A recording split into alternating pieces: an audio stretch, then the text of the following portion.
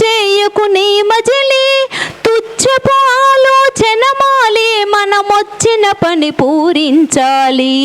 తుచ్చపు ఆలోచన మాలి మనమొచ్చిన పని పూరించాలి. ఓ మానవా ఈ మనవిని మన్నించు, ధీశాలివై ధ్యాన జగతిని సాధించు. హింసను వదిలి అందరూ హంసలు కావాలి. జనులందరూ ఇక తప్పక ధ్యానం చేయాలి. మనమంటే ఈ శరీరమన్నా భ్రాంతిని మదితుడి చేయాలి.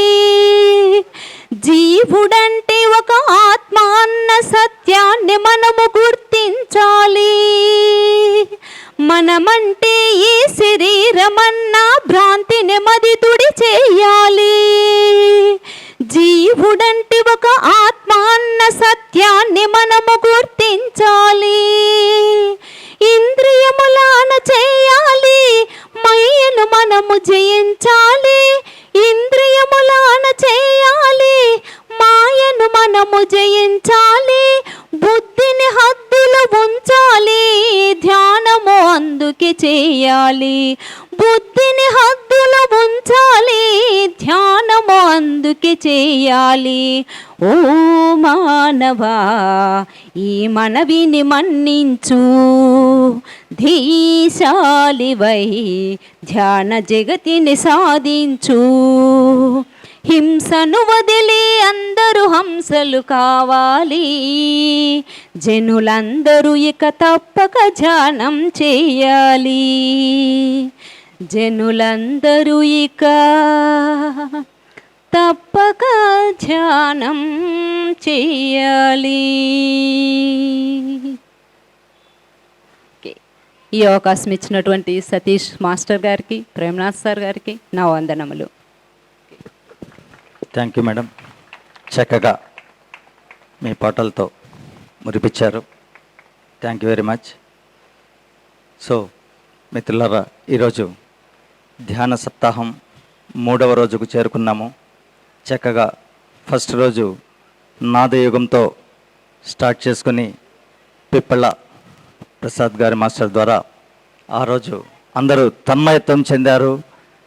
2వ రోజు నిన్న అన్నమర్య మేడం గారి ద్వారా దైవయోగం అంశాన్ని నిన్న కంప్లీట్ చేసుకుంటూ ఈరోజు 3వ రోజు శ్రీ బ్రహ్మర్షి ప్రేమనాథ్ గారి ద్వారా మనం సేత్ విజ్ఞాన యోగాన్ని ఈరోజు ప్రథమ అంశంగా, ముఖ్య అంశంగా చేర్చుకుంటూ 3వ రోజు సప్తాహాన్ని స్టార్ట్ చేసుకుందాం.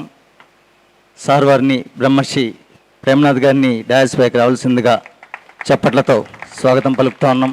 ముందు రాజర్షిగా ఉన్నారు, ఇప్పుడు బ్రహ్మర్షి అయినందుకు ఇంకొకసారి గట్టిగా thank you, thank you, thank you. మనకు ఈరోజు 2 ముఖ్య అతిథులు ఉన్నారు. ఒకరు డిస్ట్రిక్ట్ జడ్జి గారు, ఒకరు డాక్టర్ కేవీఎస్ నాయుడు గారు. జడ్జి గారు ఒక 5 నిమిషాల్లో వస్తారు. సో ఇప్పుడు విచ్చేసినటువంటి డాక్టర్ కేవీఎస్ నాయుడు గారిని డాయస్ పైకి రావాల్సిందిగా చప్పట్లతో స్వాగతం పలుకుతా ఉన్నాం. ఎందరో మహానుభావులు ఒక్కొక్కరు ఒక కళను ప్రదర్శిస్తూ వారి వారి స్టైల్లో వైవిధ్యంగా ఎన్నో ప్రోగ్రామ్స్ పిరమిడ్ స్పిరిచువల్ సొసైటీలో అయితే ఏమి, సమాజంలో అయితే ఏమి వారి ప్రకారం చేస్తున్నారు. అందులో మనకు ఈ లోపల మీ అందరికీ తెలిసినటువంటి జేతవనం ఫౌండర్స్లో ఒకరైనటువంటి ప్రభాకర్ గారిని డాయస్ పైకి రావాల్సిందిగా చేపట్లతో స్వాగతం పలుకుదాం.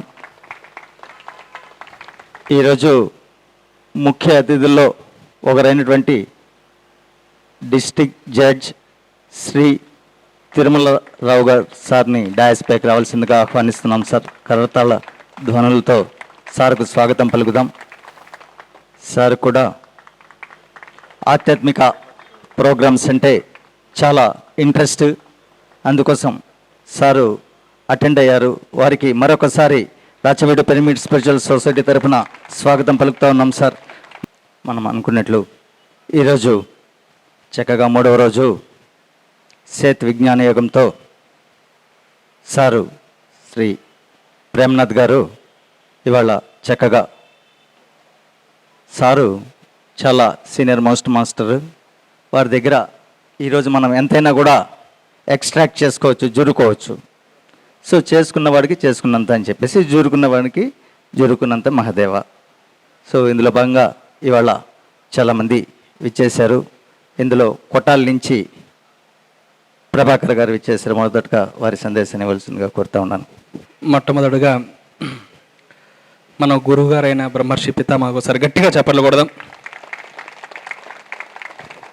అలాగే the Rachaveedu pyramid spiritual society ఆధ్వర్యంలో ధ్యాన సప్తాహానికి మరొకసారి గట్టిగా చప్పట్లు కొట్టుకుందాం. అలాగే వేదిక పైన ఉన్న మహానుభావులందరికీ నా యొక్క నమస్కారాలు. అలాగే సభా ప్రాంగంలో ఉన్న ఆత్మజ్ఞానులు, ధ్యాన యోగులకి, సాధకులకి, ఇక్కడికి విచ్చేసిన వాళ్ళందరికీ కూడా నా యొక్క నమస్కారాలండి. సరే గట్టిగా చప్పట్లు కొడదాం. ఈరోజు మహా అద్భుతమైన రోజు. ఈ రోజులు ఎంతోమంది మాస్టర్స్ని, గొప్ప గొప్ప మహానుభావులందరినీ మన రాయచోటికి వచ్చి ఇక్కడ జ్ఞానాన్ని అందిస్తున్నారు.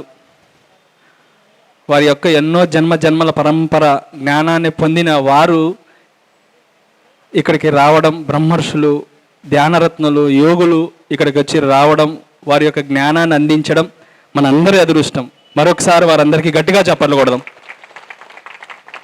ఎందుకంటే ఈ పాంప్లెట్లో నేను చూశాను ఎంత గొప్ప మహానుభావులు అంటే, ఎన్నో సంవత్సరాల తరబడి నుంచి ధ్యాన సాధన చేసి ఆత్మజ్ఞానాన్ని పొంది వారి యొక్క జ్ఞానాన్ని ఆ మాస్టర్లు నేను ఆ పాంప్లెట్లో చూసి చాలా ఆనందపడిపోయాను. మహా అద్భుతమైన జ్ఞానులు, యోగులు, మహానుభావులు మన రాయచోటికి రావడం, అది ఇలాంటి గొప్ప ధ్యాన యోగి, ఆయన ఏమని చెప్పాలో తెలదు.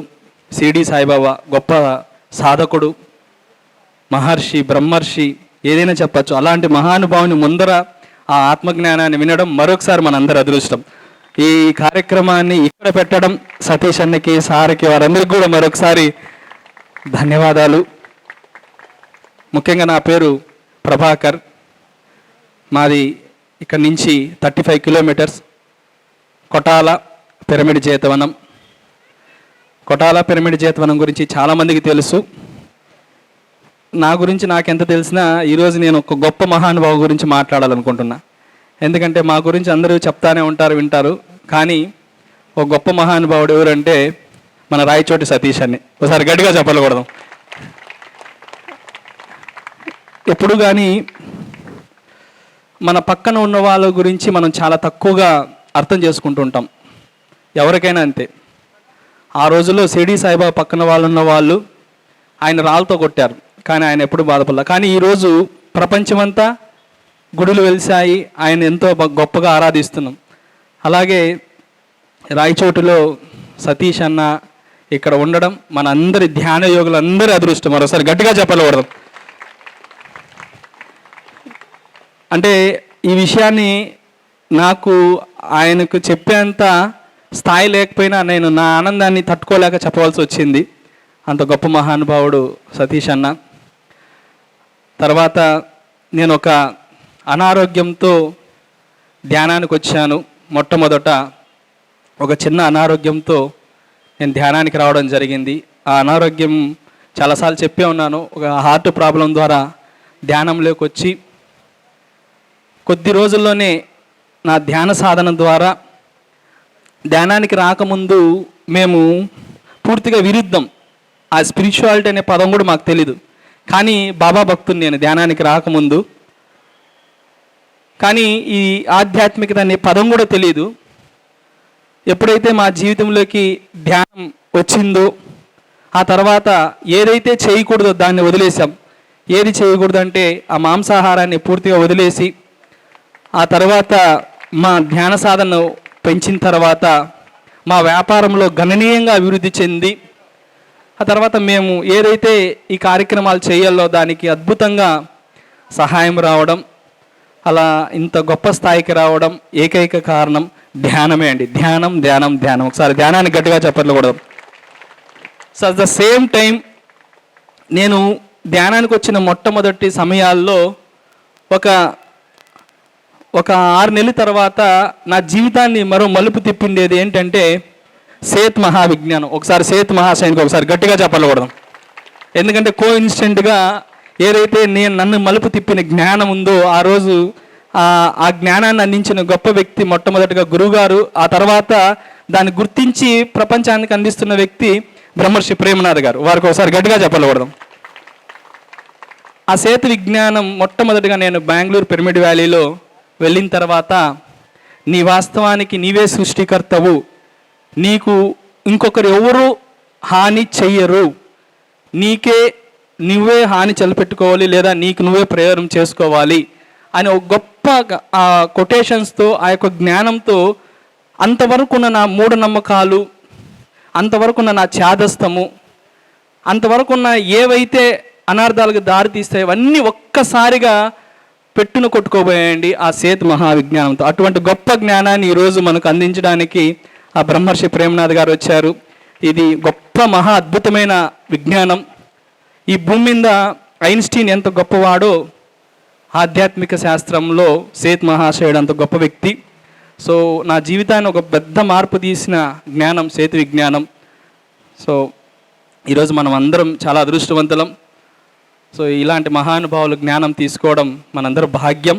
అలాగే ఎంతోమంది ఇక్కడ గొప్ప గొప్ప వాళ్ళు ఇక్కడికి వచ్చి వారి సందేశాన్ని అందించడం కూడా మనందరి భాగ్యం. ముఖ్యంగా ఇంకొకసారి నేను గుర్తు చేసుకోవాలంటే, ఇప్పుడు చూడండి, ఇక్కడ నేను అతి చిన్న పిల్లవాడిని ఇక్కడ ఉన్న వాళ్ళలో, కానీ ఇక్కడి వరకు రావడానికి ఏం కారణం?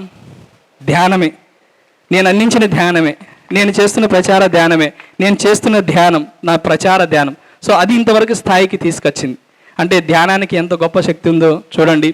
ధ్యానమే మొత్తం మీద ఈ ప్రపంచం మీద మూలంలో ఉన్న అజ్ఞానాన్ని తొలగించి ప్రతి ఒక్కరిలోనూ ఆరోగ్యాన్ని, శాంతిని మాత్రం ధ్యానం ఒక్కటి మాత్రమే నింపగలదు. అటువంటి గొప్ప ధ్యానాన్ని మనం ఈరోజు తెలుసుకొని ఆచరించి మనం పొంది ఈ ప్రపంచానికి అంతా అందిస్తున్నాం. సో మనకు మనం ఒకసారి గట్టిగా చప్పట్లు కొట్టుకుంటూ నాకు ఈ అవకాశాన్ని ఇచ్చిన సతీష్ అన్నకి మరొకసారి నేను శతకోటి వందనాలు తెలుపుకుంటున్నాను. Is the great master. Satish అన్న గురించి ఎంత చెప్పుకున్నా తక్కువే. నేను ఎక్కువ చెప్పుకోవద్దు, కానీ బయట ఎక్కడ అవకాశం లేదు కాబట్టి రాయచోట్లోనే చెప్పాల్సి వస్తుంది. సతీష్ అన్న ఆయన చరిత్రలో పిఎస్ఎస్ మూమెంట్లోనే ఒక గొప్ప మాణిక్యం. ఎక్కడ కంప్లైంట్ ఉండదు, ఎక్కడ జడ్జిమెంట్ ఉండదు. ఒకసారి గట్టిగా చప్పట్లు కొట్టుకుంటూ ప్రతి ఒక్కరిని ఎంకరేజ్ చేస్తూ నేనున్నాను అంటూ వెనక నుంచి నడిపిస్తున్న గొప్ప వ్యక్తి సతీష్ అన్న. థ్యాంక్ యూ వెరీ మచ్ అన్న. మాకు అతి దగ్గరలో మీరు ఉండడం మా భాగ్యం కూడా. జీతవనానికి దగ్గరలో ఉండడం. సతీష్ అన్న పిరమిడ్ జీతవనానికి అంతా ఇంత సేవలు కాదు, అది మాటలు చెప్పుకోలేము, ఈ స్టేజ్ మీద కూడా చెప్పుకోలేము. అంత గొప్పగా ఆయన సహాయము, ఆయన సేవలు రెండు అందించాడు. సో వారికి మరొకసారి జీతవనం నుంచి గట్టిగా చప్పట్లు కొట్టుకుంటూ, ఆవిర్భావం నుంచి జీతవనం ఆవిర్భావం నుంచి స్టిల్ ఇప్పటికీ ఏదో ఒక సహాయం ఎప్పుడు నిరంతరం అందిస్తున్న వ్యక్తి మాకు అత్యంత, మేము అన్నయ్యని పిలుచుకుంటాము. ఆ అన్నయ్యకి మరొకసారి ధన్యవాదాలు చెప్పుకుంటూ thank you very much. Thank you. Commitment ఎక్కువ ఉండబట్టి జీతవనం ఒక ఆవిర్భవించింది ఇద్దరు సోదరులకు. దాని వెనకల ఎంతమంది ఉన్న కృషి నుండి పత్రిజీ గారి ఆశీస్సులు ఉన్నా కూడా దానికి నడుం బిగించి చక్కగా పూర్తిగా ఇన్వాల్వ్ అయిపోయేసి మీరు చేస్తూ ఉన్నారు. అందుకే మా అందరికీ దగ్గరలో ఒక అద్భుతమైన క్రియేషన్ మీ ద్వారా జరిగింది. సో ఆ జీతవనానికి మీకు గట్టిగా చప్పట్లు. నిన్న మనం ఒక పద్యం అనుకున్నాము, పట్టు పట్టగా రాదు, పట్టి విడువుగా రాదు, పట్టనిని బిగివి పట్టవాలి. సో మీరు గట్టిగా బిగివి పట్టినందుకు ఎంతోమంది వేల మందికి ఇవాళ ఒక మంచి ప్లాట్ఫామ్ మెడిటేషన్ మీరు క్రియేట్ చేశారు. మీరు మరొకసారి ధన్యవాదాలు తెలియజేసుకుంటూ, తర్వాత ఈరోజు ఇంకా ఎంతోమంది ఫ్యామిలీయర్స్ వచ్చారు. తర్వాత డాక్టర్ గారిని ఒక 2 నిమిషాలు, బాయారెడ్డి గారిని 2 నిమిషాలు మాట్లాడవలసిందిగా కోరుతాను. ఓం సాయేశ్వరాయ విద్మహే సత్యదేవాయ ధీమహి तन्नः सर्वः प्रचोदयात्। ॐ भद्रं कर्णेभिः शृणुयाम देवाः। ॐ भद्रं पश्येम अक्षभिः यजत्राः। स्थिरङ्गैस्तुष्टुवागंसस्तनूभिः वसेम देवहिताय दायुः। स्वस्ति नः इन्द्रो वृद्धश्रवाः। स्वस्ति नः पूषा विश्ववेदाः। स्वस्ति नः तार्क्ष्यो अरिष्टनेमिः। ॐ स्वस्ति नः बृहस्पतिः ददातु। ఓం శాంతి శాంతి శాంతి. దివ్యాత్మ స్వరూపులందరికీ నమస్కారాలు. ఈనాడు ఈ వేదిక పైన ఇంతమంది ఇక్కడికి వచ్చారంటే ఆ గొప్పతనం సోదరులు సతీష్ గారిది. మనం కడప జిల్లా మొత్తం తీసుకున్నా కూడా ఏ ఊర్లో కూడా ఇన్ని కార్యక్రమాలు చేసి ఉండరు. మనం మామూలుగా బట్టలు ఇస్తే వాళ్ళ యొక్క మానాన్ని కాపాడడం అనేది గొప్పతనం. అన్నం పెడితే, అన్నదానం చేస్తే వాళ్ళ ప్రాణాన్ని కాపాడడం గొప్పతనం. కానీ జన్మనే లేకుండా చేసేది, జన్మరాహిత్యాన్ని ఇచ్చే ఆత్మజ్ఞానాన్ని అందరికీ ఇవ్వడం అనేది అత్యంత ఉత్తమమైన దానం అన్నమాట. అలాంటి దానాన్ని సతీష్ గారు మనకందరికి చేస్తున్నారంటే వాళ్ళకందరికి కూడా ఇంకా మంచి ఆయురారోగ్యాలు దేవుడిచ్చి ఇంకా మనందరినీ ప్రోత్సహిస్తారని, మరి వారి వెంట ఉన్న మన సోదరిమణి గారి ఆమెకు కూడా అందరం కూడా మనమందరం కూడా తప్పట్లతో వాళ్ళందరికీ చేయాలా. ఈ సృష్టి అంతా కూడా దేవుడే. దేవుడు లేడు అని మనం చెప్పలేము. దేవుడు లేడని ఎట్లా చెప్పగలదు? ఎందుకంటే ఇదంతా ఒక కార్యం. ఈ ఈ ఫోన్ ఉందనుకోండి, మనం ఇది ఎక్కడ తయారైందని మనం తెలుసుకుంటాం. ఇది అంటే పలాని హిందూగా కంపెనీ ఏదో కంపెనీ తయారు చేసిందంటాం. ఒక పెన్ను తయారైంది, ఆ పెన్ను ఎక్కడ తయారైందని అనుకుంటాం. అదేవిధంగా ఈ సృష్టి అనేది ఇది కూడా ఒక కార్యం. ఈ కార్యం వెనుక కూడా ఒక కారణం ఉంటుంది. ఆ కారణమే దేవుడు. మనం ఈ దేవుని ప్రతి సృష్టిలో, ప్రతి జీవులో, ప్రతి అణువులో కూడా చూస్తాం. మరి ఎక్కడున్నావు దేవుడు? కాశీలో ఉన్నాడో, లేకుంటే హిమాలయ ఉన్నాడో, తిరుమల ఉన్నారని అనుకోనక్కర్లేదు. ఎందుకంటే అది అట్లా ఆ విధంగా అనుకోవడం అనేది ప్రాథమిక దశ. మనం గుడికి వస్తాం, అది మామూలుగా ఏమంటే గుడికి రావడం తప్పు కాదు. మనిషిని ఒక సక్రమైన మార్గంలో, సన్మార్గంలో తీసుకురావడానికి గుళ్ళు ఎంతో ఉపయోగపడతాయి. ప్రాథమిక దశలో గుడికి వచ్చినప్పుడు మనకు భక్తి భావం కలుగుతుంది. ఎప్పుడైతే మనం రాను రాను గుడికి వస్తామో భక్తి భావం పెరుగుతూ వస్తుంది. భక్తి భావం ఎప్పుడైతే పెరుగుతూ వస్తుందో ఆ దేవుడు నాలో ఉన్నాడని ఒక విజ్ఞానం వస్తుంది. రాను రాను నాలో ఉన్న దేవుడే ప్రతి జీవిలో ఉన్నాడనే విజ్ఞానం మనకు వస్తుంది. కాబట్టి భక్తి వలన జ్ఞానం కలుగుతుంది. కాబట్టి భక్తి జ్ఞానం అనేది రెండు సైమల్టేనియస్గా పోతూ ఉంటాయి అన్నమాట. భక్తి లేని జ్ఞానం కానీ, జ్ఞానం లేని భక్తి కానీ రెండు ఉపయోగపడవు. కాబట్టి మనం గుడికి వచ్చినప్పుడు కేవలం ఆ విగ్రహం వరకే పరిమితం కాకూడదు. ఆ విగ్రహం వెనకల బాబా యొక్క తత్వాన్ని మనం చూడాలి. మనం మామూలుగా చాలామంది గుడికి వచ్చి ఏం చేస్తారు? ఏదో మెకానికల్ యాంత్రికంగా తిరుగుతూ రావడం, తర్వాత ఎంత అలంకరణ బాగుంది, ఈ గుడి ఎంత బాగుంది, ఎంత పెద్దది, ఈ విగ్రహం ఎంత పెద్దది, గుడి ఎంత పెద్దది అయితే అంత పెద్ద దేవుడు అని మనం ఆరాధిస్తాం. కానీ ఆ పక్కనున్న రెండు అక్షరాలు మనం చూడం. శ్రద్ధ, సబూరి అనేది మనం చూసినప్పుడే, బాబా చెప్పింది మనం ఆచరణలో పెట్టినప్పుడేది ఉపయోగం. కాబట్టి మానవ జన్మ అనేది అన్నిటికంటే ఉత్తమమైంది. ఎక్కువ విచక్షణ ఇచ్చింది మనిషికే. ప్రతి జీవికి విచక్షణ ఉంటుంది, మనకంటే తెలివి కూడా ఉంటుంది. ప్రతి జీవిని కూడా దాని కారణం, ప్రతి జీవి కూడా కారణ జన్ములే. ప్రతి జీవికి ఒక కారణం ఉంటుంది. కాబట్టి వాళ్ళకంటే మనకు మనిషికి ఎక్కువ విచక్షణ ఇచ్చాడు. ఇప్పుడు ఒక కాకి ఉందనుకోండి, దానికి నీళ్ళు లేవంటే పోయి దూకదు. నీళ్ళు ఉన్నాయి కదా బావిలో, దూకదు, దానికి విచక్షణ ఉంటుంది. ఈ యొక్క మేక కానీ పులి కానీ ఏదైనా వచ్చిందనుకో, నీళ్ళు లేవు, బయట బావిలో ఉన్నాయి, నీళ్ళు ఉన్నాయి, పోయి దూకదు, నీళ్ళు ఉన్నాయని. దానికి విచక్షణ జ్ఞానం దానికి ఉంది. దాంట్లో పడితే నేను చచ్చిపోతాననే జ్ఞానం దానికి ఉంది. మరి ఇంకా ఎంతో విజ్ఞానం మనం పల్లెల్లో చూసి ఉంటాం. తుమ్మ చెట్లకి గూళ్ళు కట్టి ఉంటాయి. ఎంత అందంగా, ఎంత తెలివిగా, ఎంత సైంటిఫిక్గా కడతాయో గమనించండి. కాబట్టి ఇతర జీవులు మనకంటే తక్కువ కాదు. మనం వాటిని ఎప్పుడు కూడా హింసించకూడదు, ప్రతి జీవి కూడా, ఏ జీవిని కూడా.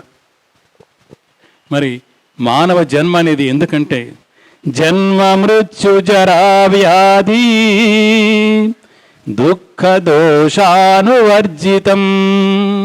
దీనికోసము మనం ధ్యానం చేయాలి. జన్మ మృత్యు జరా వ్యాధి దుఃఖ దోషానువర్జితం. అదే మానవ జన్మకు ఒక ధ్యేయం అన్నమాట. ఎందుకంటే మనం చూస్తుంటాం, మన ఊర్లో ఉన్న పశువులు ఏవైనా సరే, కోళ్ళు కానీ కుక్కలు కానీ పగలంతా మేసి తన యజమాని ఇంటికి వస్తాయి. అదేవిధంగా మనం కూడా వెతుక్కుంటూ మన యజమాని ఎవరు అనేది మనం చేరుకోవాలి. ఆ దేవుణ్ణి. ఆ దేవుడు ఎక్కడున్నాడంటే మనలోనే ఉన్నాడు. దేహమే దేవాలయం. మనలో ఉన్న ఆత్మతత్వాన్ని తెలుసుకోవడమే మోక్షం. మోహక్షయమే మోక్షం. కాబట్టి వీటి అన్నిటికీ మనం ఎంత చదువుకున్నా, ఎంత విజ్ఞానం అనుకున్నా, వేదాలు మనకు వచ్చినా కూడా చివరికి ధ్యానమే శరణము. ఎందుకంటే మనకంటే ఇంతకుముందు ఋషులంతా కూడా అందరూ కూడా ధ్యానం చేసిన వాళ్ళే. ధ్యానంతోనే వాళ్ళు ముక్తులయ్యారు. కాబట్టి మనకు మార్గాన్ని చూపించారు. వాళ్ళ మార్గంలో వెళ్ళడం అనేది మనకు సులభం. ఎందుకంటే ఎన్నో మార్గాలు ఉండొచ్చు. ఎందుకంటే మనకు భక్తి మార్గం, జ్ఞాన మార్గం, కర్మ మార్గం, ఎన్నో మార్గాలు ఉన్నాయి. మరి ఇలాంటి మార్గాలు మిగతా ఏ సంస్కృతులు లేదు. ఒక పెద్ద కొండపైన దేవుడు ఉన్నాడు అనుకోండి, ఎన్నో దారులు ఉన్నాయి. ఎవరికి కావాల్సిన దారి వాళ్ళు ఎక్కి ఆ గమ్యాన్ని చేరగలుగుతారు. కాబట్టి మనం అది చెడ్డది, ఇది చెడ్డది, అది చెడ్డది మనం ఎప్పుడు కూడా విమర్శించకూడదు. అందరూ కూడా ధ్యానం చేయాలని, ధ్యానానికి మొట్టమొదటి మెట్టు శ్వాస మీద ధ్యాస అనేది మనం చేయాలి. ఎందుకంటే ఈ సృష్టి అంతా కూడా శ్వాసపైనే ఆధారపడి ఉంటుంది. ఎందుకంటే ఇది అతి సులభమైన పద్ధతి. మనం శ్వాసతోనే తల్లి గర్భం నుంచి బయటికి వస్తాం. శ్వాసతోనే మనం చనిపోతాం. శ్వాస లేని దానివల్ల చనిపోతాం. కాబట్టి శ్వాసే దేవుడు. ఆ శ్వాసని మనం అదే ధ్యాసతోనే, శ్వాస మీద ధ్యాసతోనే మనం ధ్యానం చేసినట్లయితే మనం ఆ పరమగతిని చేరుకోగలుగుతాం. అలాంటి చేరుకోవాలంటే మొట్టమొదటి దీంట్లో కూడా, ధ్యానంలో కూడా ఒకటి శ్వాస మీద ధ్యాస, దానితో కలిసే ఉండేది శాకాహారము. శాకాహారము ఈ ప్రకృతిలో ప్రతి జీవికి నీవు ఏ ఆహారం తీసుకోవాలని నిర్ణయించబడింది. మేక ఏ ఆహారం తీసుకోవాలి, పులి ఏ ఆహారం తీసుకోవాలి, మనిషి ఏ ఆహారం తీసుకోవాలనేది అది దైవ నిర్ణయం. కాబట్టి మనం ఆ ప్రకృతి నుంచి మనం వేరు కాకూడదు. మనం ప్రకృతితోనే ఉన్నట్లయితే మనం ఆరోగ్యంగా ఆనందంగా ఉండగలుగుతాం. మనిషి ఏ జీవిని కూడా మనం చంపకూడదు. యోమాం పశ్యతి సర్వత్ర సహ అసమ్మూఢ యోమాం పశ్యతి సర్వభూతేషు సహ అసమ్మూఢ. ఎవరు అయితే ప్రతి జీవిలో నన్ను చూస్తారో వాళ్ళు నిజమైన భక్తుడు, నిజమైన జ్ఞానని భగవంతుడు చెప్పాడు. కాబట్టి అందరూ ధ్యానం చేయవలసిన కోరుకుంటూ ఈ అవకాశం ఇచ్చిన మీ అందరికీ కూడా ధన్యవాదాలు. Thank you sir. చక్కగా శ్వాసలోనే సమస్తం ఉందనే గొప్ప విషయాన్ని మరొక్కసారి మీరు తెలియజేశారు. అలాగే శాకాహారం మానవాహారం అని చెప్పేసి కూడా మీరు చక్కగా తెలియపరిచినందుకు మీకు మరొకసారి ధన్యవాదాలు తెలియజేసుకుంటూ ఈనాటి ఈ కార్యక్రమానికి ఒకనొక ముఖ్య అతిథి అయినటువంటి డాక్టర్ కేవీఎస్ నాయుడు గారిని మాట్లాడే ముందుగా సార్ గురించి పరిచయం చేస్తూ, డాక్టర్ గారు ఆల్మోస్ట్ చాలామందికి తెలిసింటుంది. కేవీఎస్ నాయుడు గారు రాయచోట్లో సుమారుగా 20 సంవత్సరాలుగా డాక్టర్ వృత్తిలో ఉంటూ ఎంతో సాంఘిక సామాజిక ఆధ్యాత్మిక కార్యక్రమాల్లో నేను ముందుంటాను అనే ఒకనొక గొప్ప వ్యక్తి. వారికి గట్టిగా చప్పట్లతో స్వాగతం పలుకుతూ వారిని మాట్లాడవలసిందిగా కోరుతున్నాను.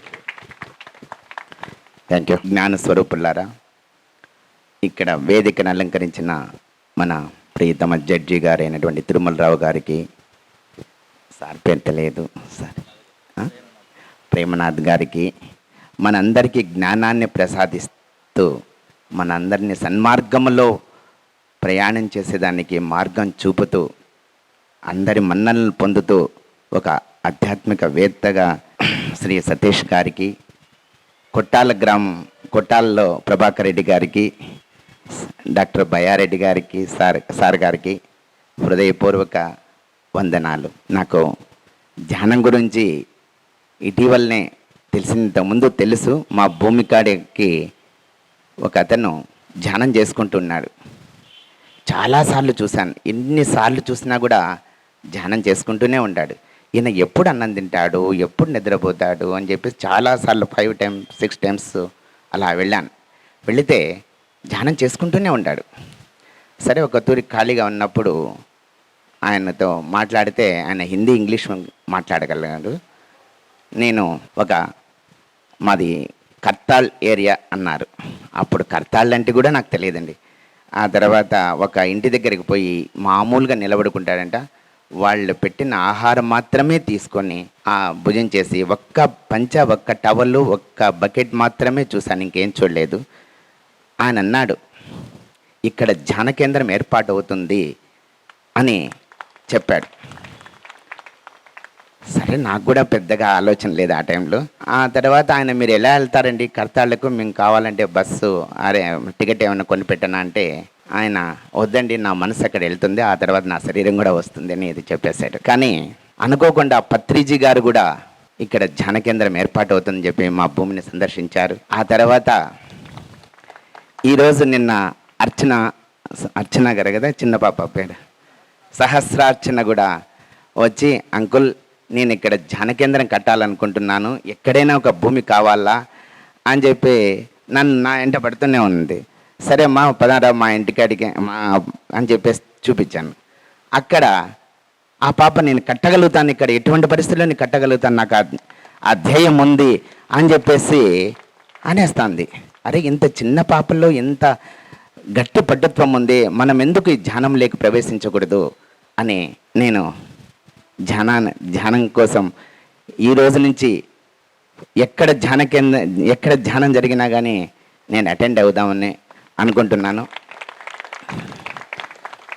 ప్రస్తుతం మానవాళ్ళంతా ఆరోగ్యంపైనే పరితపిస్తున్నారు, అనారోగ్యంపైనే కలత చెందుతాండారు.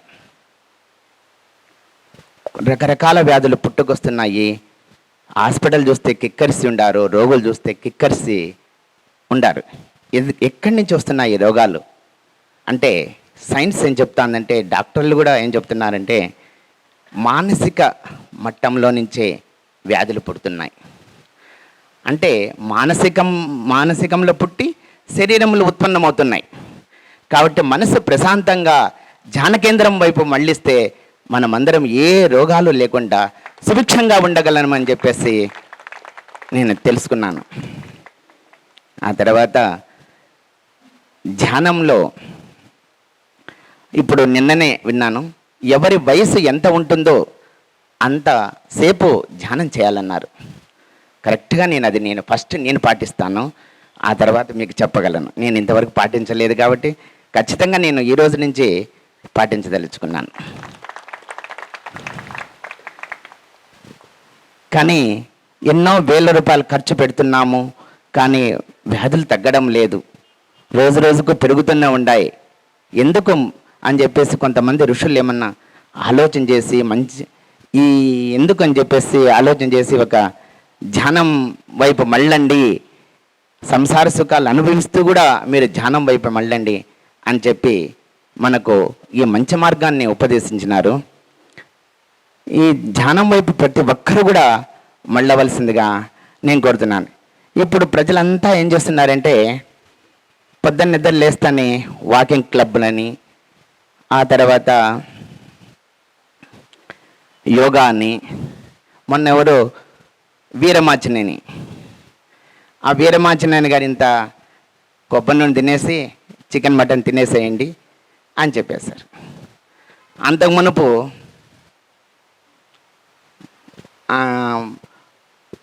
మంతెన సత్యనారాయణ రాజు గారు కూడా మొలకెత్తిన గింజలు తినండి అని చెప్పేసి తిన్నారు. అంటే కొంతమంది ఆ మొలకెత్తిన గింజలు తింటున్నారు, మధ్యాహ్నం 12 కల్లా నీరసం వచ్చేస్తుంది. అవి సరిదిగా మొలకెత్తకపోయిన దానివల్ల గ్యాస్ ప్రాబ్లం కూడా రావచ్చునేమో. ఇలాగా ఈ తినిన దానివల్ల కొంతమందికి ఆరోగ్యం బాగా కుదిరపడుతుంది, కొంతమంది చేసుకోలేక మళ్ళీ ఆకలి విపరీతంగా లాగిచ్చేస్తుంటారు. ఇక్కడేమో లైట్గా తీసుకుంటున్నారు, ఆకలి అయినప్పుడు విపరీతంగా లాగిచ్చేస్తున్నారు. దానివల్ల మెయింటెనెన్స్ అనేది లేకుండా పోతుంది. ఇంకా తర్వాత ఇప్పుడు కాదరవల్లిని వచ్చారు. ఆయన ఏం చేస్తున్నారంటే, మీరు కొర్రలు, అండ్రు కొర్రలు, ఊదలు ఇలాంటివి తినండి అన్నారు. మంచిదే, కానీ అప్పుడే వండితే తినగలుగుతాం, కానీ ఆ తర్వాత మళ్ళీ తినాలంటే ఎగదొస్తే పోవడంలే. నేనే సాక్షి అన్నమాట, ప్రత్యక్ష సాక్షి. సరే, ఇవన్నీ కూడా ఎందుకు ఇట్లా యోగా చేయమంటున్నారు, రకరకాల అన్నీ పడుబాట్లు పడే కన్నా మనము ధ్యానం చేసుకుంటే ఏ వ్యాధులు కూడా ధ్యాన మట్టం, మన మానసిక మట్టంలోనే వ్యాధులు వస్తున్నాయి. కాబట్టి ప్రతి ఒక్కరూ ధ్యానం చేసుకుంటూ మీరు ఆరోగ్యవంతులుగా ఉండాలని నేను కోరుకుంటున్నాను. ఒక చిన్న కథ చెప్తాను. చాలామంది ధ్యానానికి వెళ్ళేదానికే పొదాంలే మళ్ళీ పొదాంలే, ఈ పనులు ఆ పనులు ఇవన్నీ రకరకాలుగా ఉంటాయి. ఒక చిన్న కథ నాకు అర్థమవుతుంది, వస్తుంది నోట్లోకి, నేను చెప్పగలుగుతాను. ఒక ఊరిలో ఒక అత్తగారు ఉన్నారంట. అల్లుడు వచ్చాడు. అయ్యో అల్లుడు వచ్చాడని చెప్పేసి పాపం ఆమె చాలా బీదరాలు, కడు బీదరాలు. ఏ రోజు సంపాదించుకుంటే, ఏ రోజు కూలి చేసుకుంటే ఆ రోజు మాత్రమే తినగలుగుతుంది.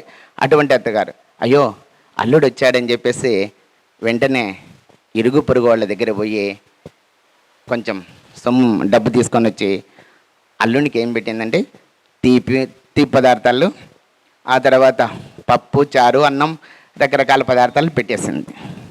సరే, అల్లుడు తిన్నాడు. సెకండ్ రోజు మళ్ళీ ఏదో పప్పు, చారు అమ్మ కలిగినంతలో వండి పెట్టింది. మూడో రోజు కూడా అంత పచ్చడి వేసి అన్నం పెట్టింది. కానీ అల్లుడు కదలడం లేదు. ఈమె దగ్గర డబ్బులు లేవు. పాపం అల్లుడే ఎట్లా పొమ్మని చెప్పాలని చెప్పేసి ఏం మదన పడతా ఉంది. ఆ తర్వాత మాటల సందర్భాన్ని ఒక మాట అన్నది, అల్లుడు గారు, మనము కూర్చొని తింటే కండలైనా కరిగిపోతాయి. ఆ తర్వాత మనం కష్టపడాలా, కష్టపడి ఊరుకొని కూర్చొని తినకూడదు, ఒకరిపైన ఆధారపడకూడదు, ఇలాంటి అంటే బుద్ధి మాటలు చెప్తా ఉంది. అల్లుడు గ్రహించాడు. అత్త నన్ను వెళ్ళిపోమనేదానికే చెప్తా ఉంది అనుకొని, ఏమత్తా ముల్లోకంలో కూడా అత్తగారింట ఉండే సుఖం ముల్లోకాల్లో కూడా దొరకదంటారు కదా. శివుడు కూడా హిమాలయాల్లో ఉంటున్నాడు, విష్ణువు కూడా క్షీరసాగరం మధ్యన పవలిస్తున్నాడు కదా, నేను ఉంటేం తప్పేమత్త అని అంటున్నాడు. సరే, ఆ అత్తకు ఎట్లబ్బాయి అల్లుడిని చెప్పలేకపోతుంది, ఎందుకంటే అల్లుడు కదా, చెప్పలేరు కదా, ఫోన్ చెప్పలేరు కదా. ఆమెను ఒక ఆలోచన చేసి మెల్లగా ఆ అల్లుడు ఏదో బయటకు పోయినప్పుడు వాకిలేసేసి మన సతీష్ పెట్టిన పిరమిడ్ ధ్యానానికి వచ్చి ధ్యానంలో కూర్చునిందంట. ఆయన అంతగా ఆయన వెళ్ళిపోయాడు. అందుకే ఈ కథ వల్ల ఏమిటంటే వస్తూ ఉంటాయి రకరకాల కష్టాలు నష్టాలు ఇవన్నీ, కానీ మనం అన్నీ వదులుకొని వస్తేనే మనకు ధ్యానం మనకు అబ్బుతుందని చెప్పేసి నేను మీకు అందరికీ విన్నవించుకుంటున్నాను. కాబట్టి ధ్యానం వల్ల పిల్లల నుంచి రావాలా, ఎందుకంటే పిల్లల్లో వాళ్ళ క్రమశిక్షణ అబ్బుతుంది, జ్ఞాపక శక్తి అబ్బుతుంది, సృజనాత్మక శక్తి అబ్బుతుంది. రకరకాల పిల్లలంతా బాగా ఔన్నత్యంగా పైకి ఎదిగేదానికి అవకాశాలు ఉంటాయి. కాబట్టి పిల్లల నుంచి స్కూల్లో మనము తెలిసినంత వరకు అయ్యా ధ్యానం చేయండి, డోర్ టు డోర్ చెప్పినా కూడా తప్పేం లేదు. ఒక మనిషికి ఇంకొక మనిషి చెప్తూ మనమందరము ధ్యానాంధ్రప్రదేశ్గా కాదు, ధ్యాన జగత్తుగా మనము తీసుకుపోవాలి. మన ప్రధానమంత్రి స్వచ్ఛ భారత్ పెట్టాడు, మన చంద్రబాబు నాయుడు గారు స్వచ్ఛాంధ్రప్రదేశ్గా లేదంటే ధ్యానాంధ్రప్రదేశ్గా పెట్టినాడు. ఆ విధంగా మనం కూడా ధ్యానాంధ్రప్రదేశ్ కాదు, ధ్యాన జగత్తు తీసుకుపోవాలి రాయచోటి నుంచి అని చెప్పేసి నేను అందరికీ విన్నవించుకుంటూ ఈ అవకాశం ఇచ్చిన సతీష్ గారికి హృదయపూర్వక కృతజ్ఞతలు తెలుపుకుంటున్నాను. Thank you sir. చక్కగా మీరు కొత్తగా ఈ మార్గంలోకి వచ్చినా కూడా చక్కటి విషయాలు తెలియజేశారు. మరీ ముఖ్యంగా నేను ధ్యానం చేయలేదు కాబట్టి నేను చెప్పలేను, ఇవాళ నుంచి చేస్తూ ఉన్నాను అని చెప్పిన మీరు గొప్ప పాయింట్కు మేము గట్టిగా అభినందిస్తూ ఉన్నాం సార్. ఎందుకంటే నేను ఇవాళ నుంచి నిన్న తెలుసుకున్నాను, ఇంతకుముందు కూడా కొంచెంగా తెలుసుకున్నాను. నిన్న శ్వాస మీద ధ్యాస, ఎవరి వయసు ఎంత ఉందో అంతసేపు చేయాలి అనేది నిన్న తెలుసుకున్నాను. ఈ రోజు నుంచి చేస్తాను అని ఒక కమిట్ అయ్యారు కదా, దానికి మీకు ధన్యవాదాలు తెలియజేసుకుంటూ ఆల్రెడీ మీ భూమి గురించి కూడా తెలియజేశారు. అందులో ఒక మహానుభావుడు చాలా రోజులు ఆడ ఉండడము ఏమి అని చెప్పకుండా ఇక్కడ ధ్యాన మందిరం వస్తుంది, ఆ ఒక వర్డ్ తప్ప ఇంకో వర్డ్ చెప్పడు అని మీరే నాకు చెప్పారు ఇంతకుముందు కూడా. ఇంకొక భాగ్యం ఏంట్రా అంటే బ్రహ్మర్షి పితామహ పత్రిజీ గారే వారి సైట్లోకి భూమి దగ్గరికి ఇచ్చేసినందుకు ధన్యులమైన మనమంతా. కాబట్టి మనమంతా ఆశిద్దాం అక్కడ వస్తుందని. Thank you very much. మీరు చక్కగా ఈరోజు మా కార్యక్రమానికి విచ్చేసి సందేశం ఇచ్చినందుకు మరొకసారి ధన్యవాదాలు తెలియజేసుకుంటూ, ఈరోజు ముఖ్య అతిథుల్లో ఒకరైనటువంటి డిస్ట్రిక్ట్ జడ్జ్ శ్రీ తిరుమలరావు గారు ఇక్కడికి విచ్చేసిందే మనకు మహాభాగ్యము. వారిని సందేశం ఇవ్వాల్సిందిగా కోరుకుంటా ఉన్నాను. గట్టిగా చెప్పట్లతో సార్ లాస్ట్ టైం సప్తాహానికి కూడా విచ్చేశారు, ఈసారి కూడా విచ్చేసినందుకు వారికి మరొకసారి ధన్యవాదాలు sir. Thank you sir, thank you. సభకు నమస్కారం. అదేవిధంగా వేదికను అందించిన పెద్దలకి, సతీష్ గారికి, డాక్టర్ బయ్యారెడ్డి గారికి, అదేవిధంగా నాయుడు గారికి, గురూజీ గారికి, ఇక్కడికి విచ్చేసిన గంగిరెడ్డి గారికి, కొంతమంది వ్యక్తులే నాకు తెలుసు. ఎందుకంటే వీళ్ళందరికీ కూడా ఈ సతీష్ గారు అవనవండి, ఈయన అవనవండి, ఇది మొదటిసారి అయితే సతీష్ గారిని ఇంతకుముందు చూడడం జరిగింది. ప్రతి వారం కూడా నేను భక్తుడినండి, సాయిబాబా భక్తుడిని. ప్రతి వారం వస్తాను. ఇప్పుడు 30 సంవత్సరాల నుంచి నేను ప్రతి వారం కూడా వెళ్తున్నానండి. నేను అడ్వకేట్గా ఎన్రోల్ అయిన వెంటనే కొంచెం సస్టెనెన్స్ అవనవండి, లేకపోతే ఈ జాబు తెచ్చుకోవడం అనవండి, అట్లు ఇట్లు ఏంటంటే మా ఫ్రెండ్స్ కొంతమంది ఈ సాయిబాబా గుడికి ఎక్కువగా వెళ్ళడం, వాళ్ళతో నాకు పరిచయం పెరగడం, దాని మీద వాళ్ళతో వెళ్ళివ్వండి ప్రతి వారం వెళ్ళి వాళ్ళండి. అప్పటి నుంచి 30 years నుంచి ఏదో తుఫాను వచ్చి లేకపోతేనేమో పెద్ద వాన వస్తే తప్ప అదర్వైజ్ ఎంగేజ్డ్ అయితే కానీ ప్రతి వారం కూడా వెళ్ళివ్వండి. ఇంకొక ముఖ్య విషయం ఏంటంటే ఒక్కొక్కసారి బిఫోర్ మ్యారేజ్ ఏంటంటే సమ్టైమ్స్ ప్రీఆక్యుపైడ్ వర్క్ వలన, పొరుగురులు వెళ్ళడం వలన, రావడం వలన బయట నుంచైనా దర్శనం చేసుకునేవాడిని రాత్రి 9-10 కూడా గుడి కట్టేశాక. దట్ ఈస్ ది వే అండి. ఆయన్ని మనం నమ్ముకుంటే ఏంటంటే ఆయన మనం నడిపించేస్తాడండి. ఆయన ఏంటంటే జేబులో డబ్బులు లేకపోయినా సరే ఏ రోజుకి ఆ రోజు, ఏ పూటకు ఆ పూట ఆయనే సరే మనకి సర్దుబాటు చేయడం, చూపించడం అన్నీ చేసేవారండి. అయితే ఈ సమావేశానికి ఈరోజు ముఖ్యంగా ఇది ధ్యానం గురించి అయితే 2 ముక్కలు చెప్తానండి. వక్తలు బాగా చెప్పారు. నాకు 1995లోని నేను 7 సంవత్సరాలు డిస్ట్రిక్ట్ మున్సిపల్గా అడ్వకేట్గా ప్రాక్టీస్ చేసిన తర్వాత 95లో జాబ్ వచ్చిందండి. జాబ్ వచ్చిన తర్వాత అక్కడి నుంచి చెప్తున్నారండి మా ఫ్యామిలీ డాక్టర్స్ అవనివ్వండి, ఫ్రెండ్స్ అవనివ్వండి, మీలాంటి వాళ్ళు చాలామంది ఈ ధ్యానం గురించి అవన్నీ, మెడిటేషన్ అవనివ్వండి, యోగా అవనివ్వండి, one way or the other అనమాట. ఏదో ఒకటి అన్నీ కూడా సింక్రనైజ్ చేస్తూ దగ్గరగా ఉంటాయన్నమాట. మెడిటేషన్ అయితే మాకు నేర్పడం జరిగిందండి. అయితే ఇంటి దగ్గర ధ్యానం అనేది ఉండాలి, తప్పనిసరిగా పిరమిడ్లు ఉండాలి. ఇంటి దగ్గర చేస్తే ఎలా వచ్చేదంటే అండి, ఇవి ఇంట్లో ఉన్న సిస్టర్స్ కావని, బ్రదర్స్ కావని, వాళ్ళకి ఏమీ దీని మీద నాలెడ్జ్ లేక అన్నయ్య పడుకొని లేచి కూర్చొని మళ్ళీ కునుకుతున్నాడు. మీకు అర్థమై ఉంటుంది. మెడిటేషన్ పొద్దుట లేచి పొద్దుట చేయాలని, ఫ్రెష్గా ఉంటుందని ఒక గదిలో కూర్చొని చేసుకుంటుంటే కుర్చీలో కూర్చొని అన్నయ్య మళ్ళీ పడుకొని లేచాడు, కూర్చొని కునికేస్తున్నాడు. అది యాడ్వర్స్ మాట అండి. అలాగా తర్వాత మనకు పూర్వం ఏంటంటే ఇల్లులు అంటే ఇప్పుడు పెద్ద పెద్ద ఇల్లులు ఉన్నాయండి. పూర్వం ఇళ్ళన్నీ రైలు పెట్టలే, ఒక గదిలోంచి ఇంకో గదిలోకి వెళ్ళాలండి, త్రూ అవుట్ మాట, ఈ చివరి నుంచి ఆ చివరి. అందువలన ఓల్డెన్ డేస్లో మాకున్న హౌసెస్, మాది పేరెంటల్ హౌసెస్ బాగా చెన్నై ఉండడం వలన ఏంటంటే గదికి కనెక్షన్ ఉండడం వలన డిస్టర్బెన్స్ ఎక్కువ ఉండేది, డీవియేషన్ ఎక్కువ అయిపోయిందండి. అలాగా 95లో ఒక సంవత్సరం మెడిటేషన్ అది చేయడం జరిగిందండి. బాగుండేది, హెల్త్ అది బాగుండి, చాలా బాగుంది. తర్వాత జాబ్ వచ్చిన తర్వాత అసలు ఎప్పటికప్పుడు అనుకుంటే వాకింగే కుదిరేది కాదండి. ఇప్పుడు డాక్టర్ గారు చెప్పినట్టు ఏంటంటే, నేను డెఫినెట్గా ఇక్కడికి వచ్చాను కాబట్టి, సాయిబాబా గారి ఆశీస్సులతో వచ్చాను కాబట్టి, డెఫినెట్గా ఏంటంటే హెల్త్ రీత్యా మనకు కావాలంటే డెఫినెట్గా ధ్యానం ఉండాలండి. నేను కూడా మీకు ఏంటంటే నేను పాటిస్తానని సభాముఖంగా మీకేమో ప్రామిస్ చేస్తున్నాను. ఒక్కటండి, ఒక చిన్న చెప్పి 2 మినిట్స్లో ముగించేస్తాను. మనకందరికీ తెలుసు, ఈ పెళ్ళిళ్ళు చేసేటప్పుడు మ్యాచెస్ చూస్తాం కదండి, మ్యాచెస్ చూస్తాం. కమ్యూనిటీ పరంగా పెద్దలకి గంగిరెడ్డి ఇలాగ బయ్యారెడ్డి గారిని వెళ్తుంటాం, చూస్తుంటాం, చెప్తుంటాం, మా అబ్బాయి ఉన్నాడు, మా అమ్మాయి ఉన్నాడు, మంచోళ్ళు ఎవరైనా ఉంటే చెప్పండి అని. ఇక్కడ ప్రత్యేకంగా ఆఫ్ లేటు ఒక కొత్తది డెవలప్ అయిందండి. 7 తరాలు చూడమన్నారండి. మన అమ్మాయిని ఇచ్చినా, అబ్బాయిని తెచ్చుకున్నా, మన అబ్బాయిని ఇచ్చుకున్న తర్వాత 7 తరాలు చూడమన్నారు. అంటే 7 ఫ్యామిలీసు పుట్టుపూర్వతాలు చూడమన్నారు. ఇప్పుడు కొత్తగా ఒకటి పెట్టారండి, మనందరికీ తెలుసు, 8వ తరం కూడా చూస్తున్నారండి. అదేంటంటే, తండ్రికి ఏమైనా డయాబెటీస్ ఉందా, తల్లికి డయాబెటీస్ ఉందా, షుగర్ ఉందా, బీపీ ఉందా,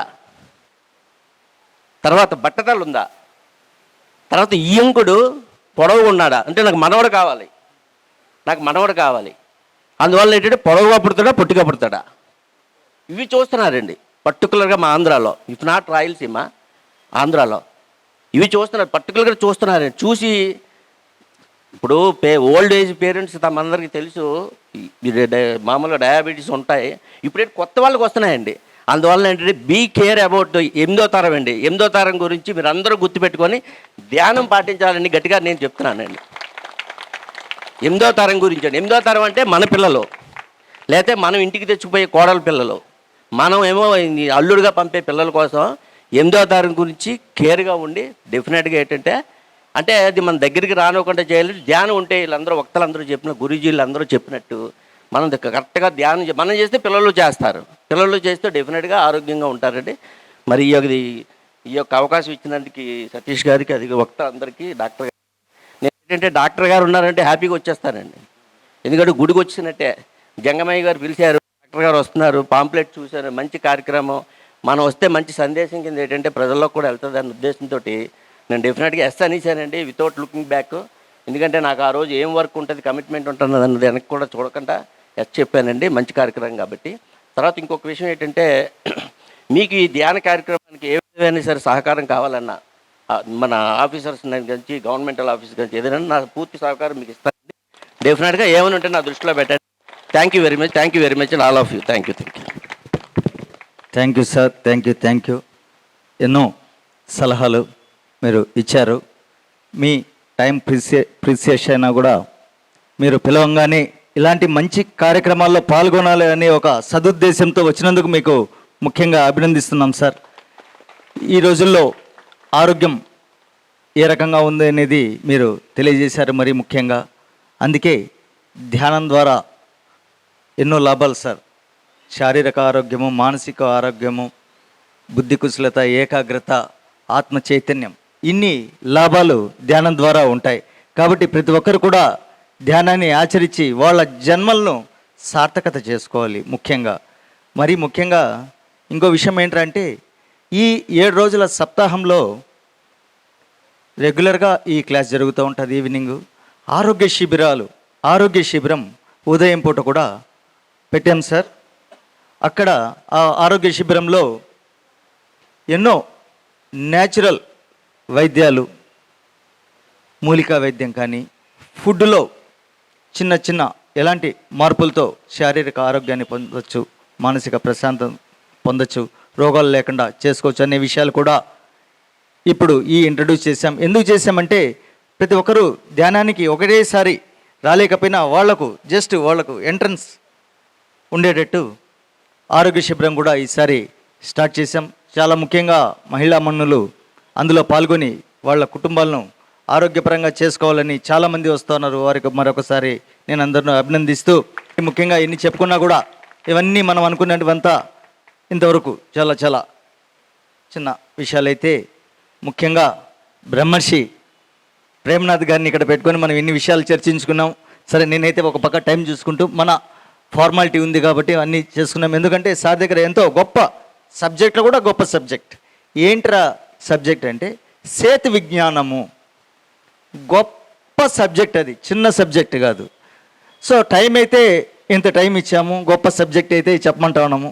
ఆ టైంలో సారు దగ్గర మనం వీలైనంత తీసుకునేదానికి ప్రయత్నిద్దాం. సారు గురించి ఒక 2 ముక్కల్లో నేను ముందుగా ఇంకొకసారి పరిచయం చేస్తూ, శ్రీ ప్రేమనాథ్ గారు రాయచోటికి సుమారుగా 18-19 సంవత్సరాల నుంచి చాలా పరిచయం ఉంది రాయచోటితో. ఇంతకుముందే ఆల్రెడీ ఒక 4-5-6 సార్లు సార్ క్లాసులు ఇక్కడ పెట్టడము, సార్ రావడము, ట్రెక్కింగులకు రావడం జరిగింది. సారు తన జీవితాన్ని ధ్యానానికి అంకితం చేసి 365 రోజుల్లో 365 రోజులు పత్రిజీ గారు తిరిగితే నేను సార్ కన్నా తక్కువ లేదంటూ 340 రోజులన్నా తిరుగుతూనే ఉంటారు. చూడండి, ఆ ఏజ్లో కూడా నేను సప్తాహానికి పిలిచినప్పుడు సరే సార్ అని చెప్తూ ఆ టైం టేబుల్ షెడ్యూల్ చూసుకునే క్రియలో 13వ తేదీ నెల్లూరులో మ్యారేజ్ ఉంది. సరే 18వ తేదీ చెప్పాము. ఒకరోజు ఇటు అటు ముందుగా జరుపుకునేస్తే ఈ గ్యాప్లో ఎందుకు వేస్ట్ చేయాలని చెప్పేసి అనుకున్నాక ప్రతి ఒక్క రోజు 1-2 షెడ్యూల్ ఫిక్స్ చేసుకొని ఆ టయాన్ని కూడా వృధా చేయకుండా అప్పటి నుంచి కంటిన్యూ చేస్తూ, సారు నిన్నైతే ఏమి నిన్న మార్నింగే కదా కొట్టాలో, నిన్న మార్నింగ్ కొట్టాలా, నిన్న ఈవినింగ్ పీలియర్, ఈరోజు మార్నింగ్ ఎక్కడ సార్ వాయిల్పాడు, మొన్న ప్రొద్దుటూరు, అవతల మొన్న రైల్వే కోడూరు. ఇలా 1 నిమిషం కూడా వేస్ట్ చేయకుండా తాను తెలుసుకున్న సత్యాన్ని ఇతరులకు తెలియచేయాలనే ఒక గొప్ప సంకల్పంతో సారు తిరుగుతూ ఉన్నారు. వారికి గట్టిగా రాచవీడు పిరమిడ్ స్పిరిచువల్ సొసైటీ తరపున గట్టిగా అభినందిస్తూ సార్ను మాట్లాడాల్సిందిగా సార్కు హ్యాండ్ ఓవర్ చేస్తున్నాను. మనందరి గురువైన బ్రహ్మర్షి పితామహ సుభాష్పతి సార్కి ఒకసారి గట్టిగా చెప్పట్లండి. మనకు ఈ కళ్ళకు కనిపించని ఎందరో మహానుభావులు ఇక్కడంతా ఉన్నారు. ఈ కళ్ళతో చూడలేము. ఆ మహానుభావుల్లో షిరిడి బాబా, సేత్ మాస్టరు ఎన్నో లోకల్ నుండి వచ్చారు. వాళ్ళందరికీ ఒకసారి గట్టిగా చెప్పట్లు. మరి ఇక్కడ వచ్చినటువంటి దేవుళ్ళందరికీ, ఇక్కడ ఉన్న దేవుళ్ళందరికీ నా ఆత్మ ప్రణామాలండి. My dear friends, my dear masters and my dear gods, చిన్నతనం నుంచి నేను భక్తిగా దూరంగా ఉన్నాను. ఇంట్లో అందరు పూజలు చేసేవాళ్ళు, నేను దూరంగా ఉండేవాడిని.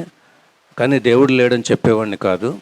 దైవశక్తి ఎక్కడ ఉన్నది, దాన్ని ఎలా ఉపయోగించుకోవాలి, కేవలం నా కోసం నేను జీవించకూడదు, నలుగురికి ఉపయోగపడాలని 2 బలమైన కోరికలు నాలో ఉండేవి. 97 మార్చిలో నేను షిరిడీ బాబా భజన్స్లో నా ప్రయాణం మొదలైందండి. బాబా పఠనం చేశాక ధ్యానము ధ్యానము ధ్యానం అనే పదము నాకు చాలా ఆకర్షించింది. 1997 ఆగస్టు 3వ తేదీ పత్రిసార్ సాన్నిధ్యంలో ధ్యానం చేసి దీంట్లో దిగానండి, ఈ మార్గంలోకి.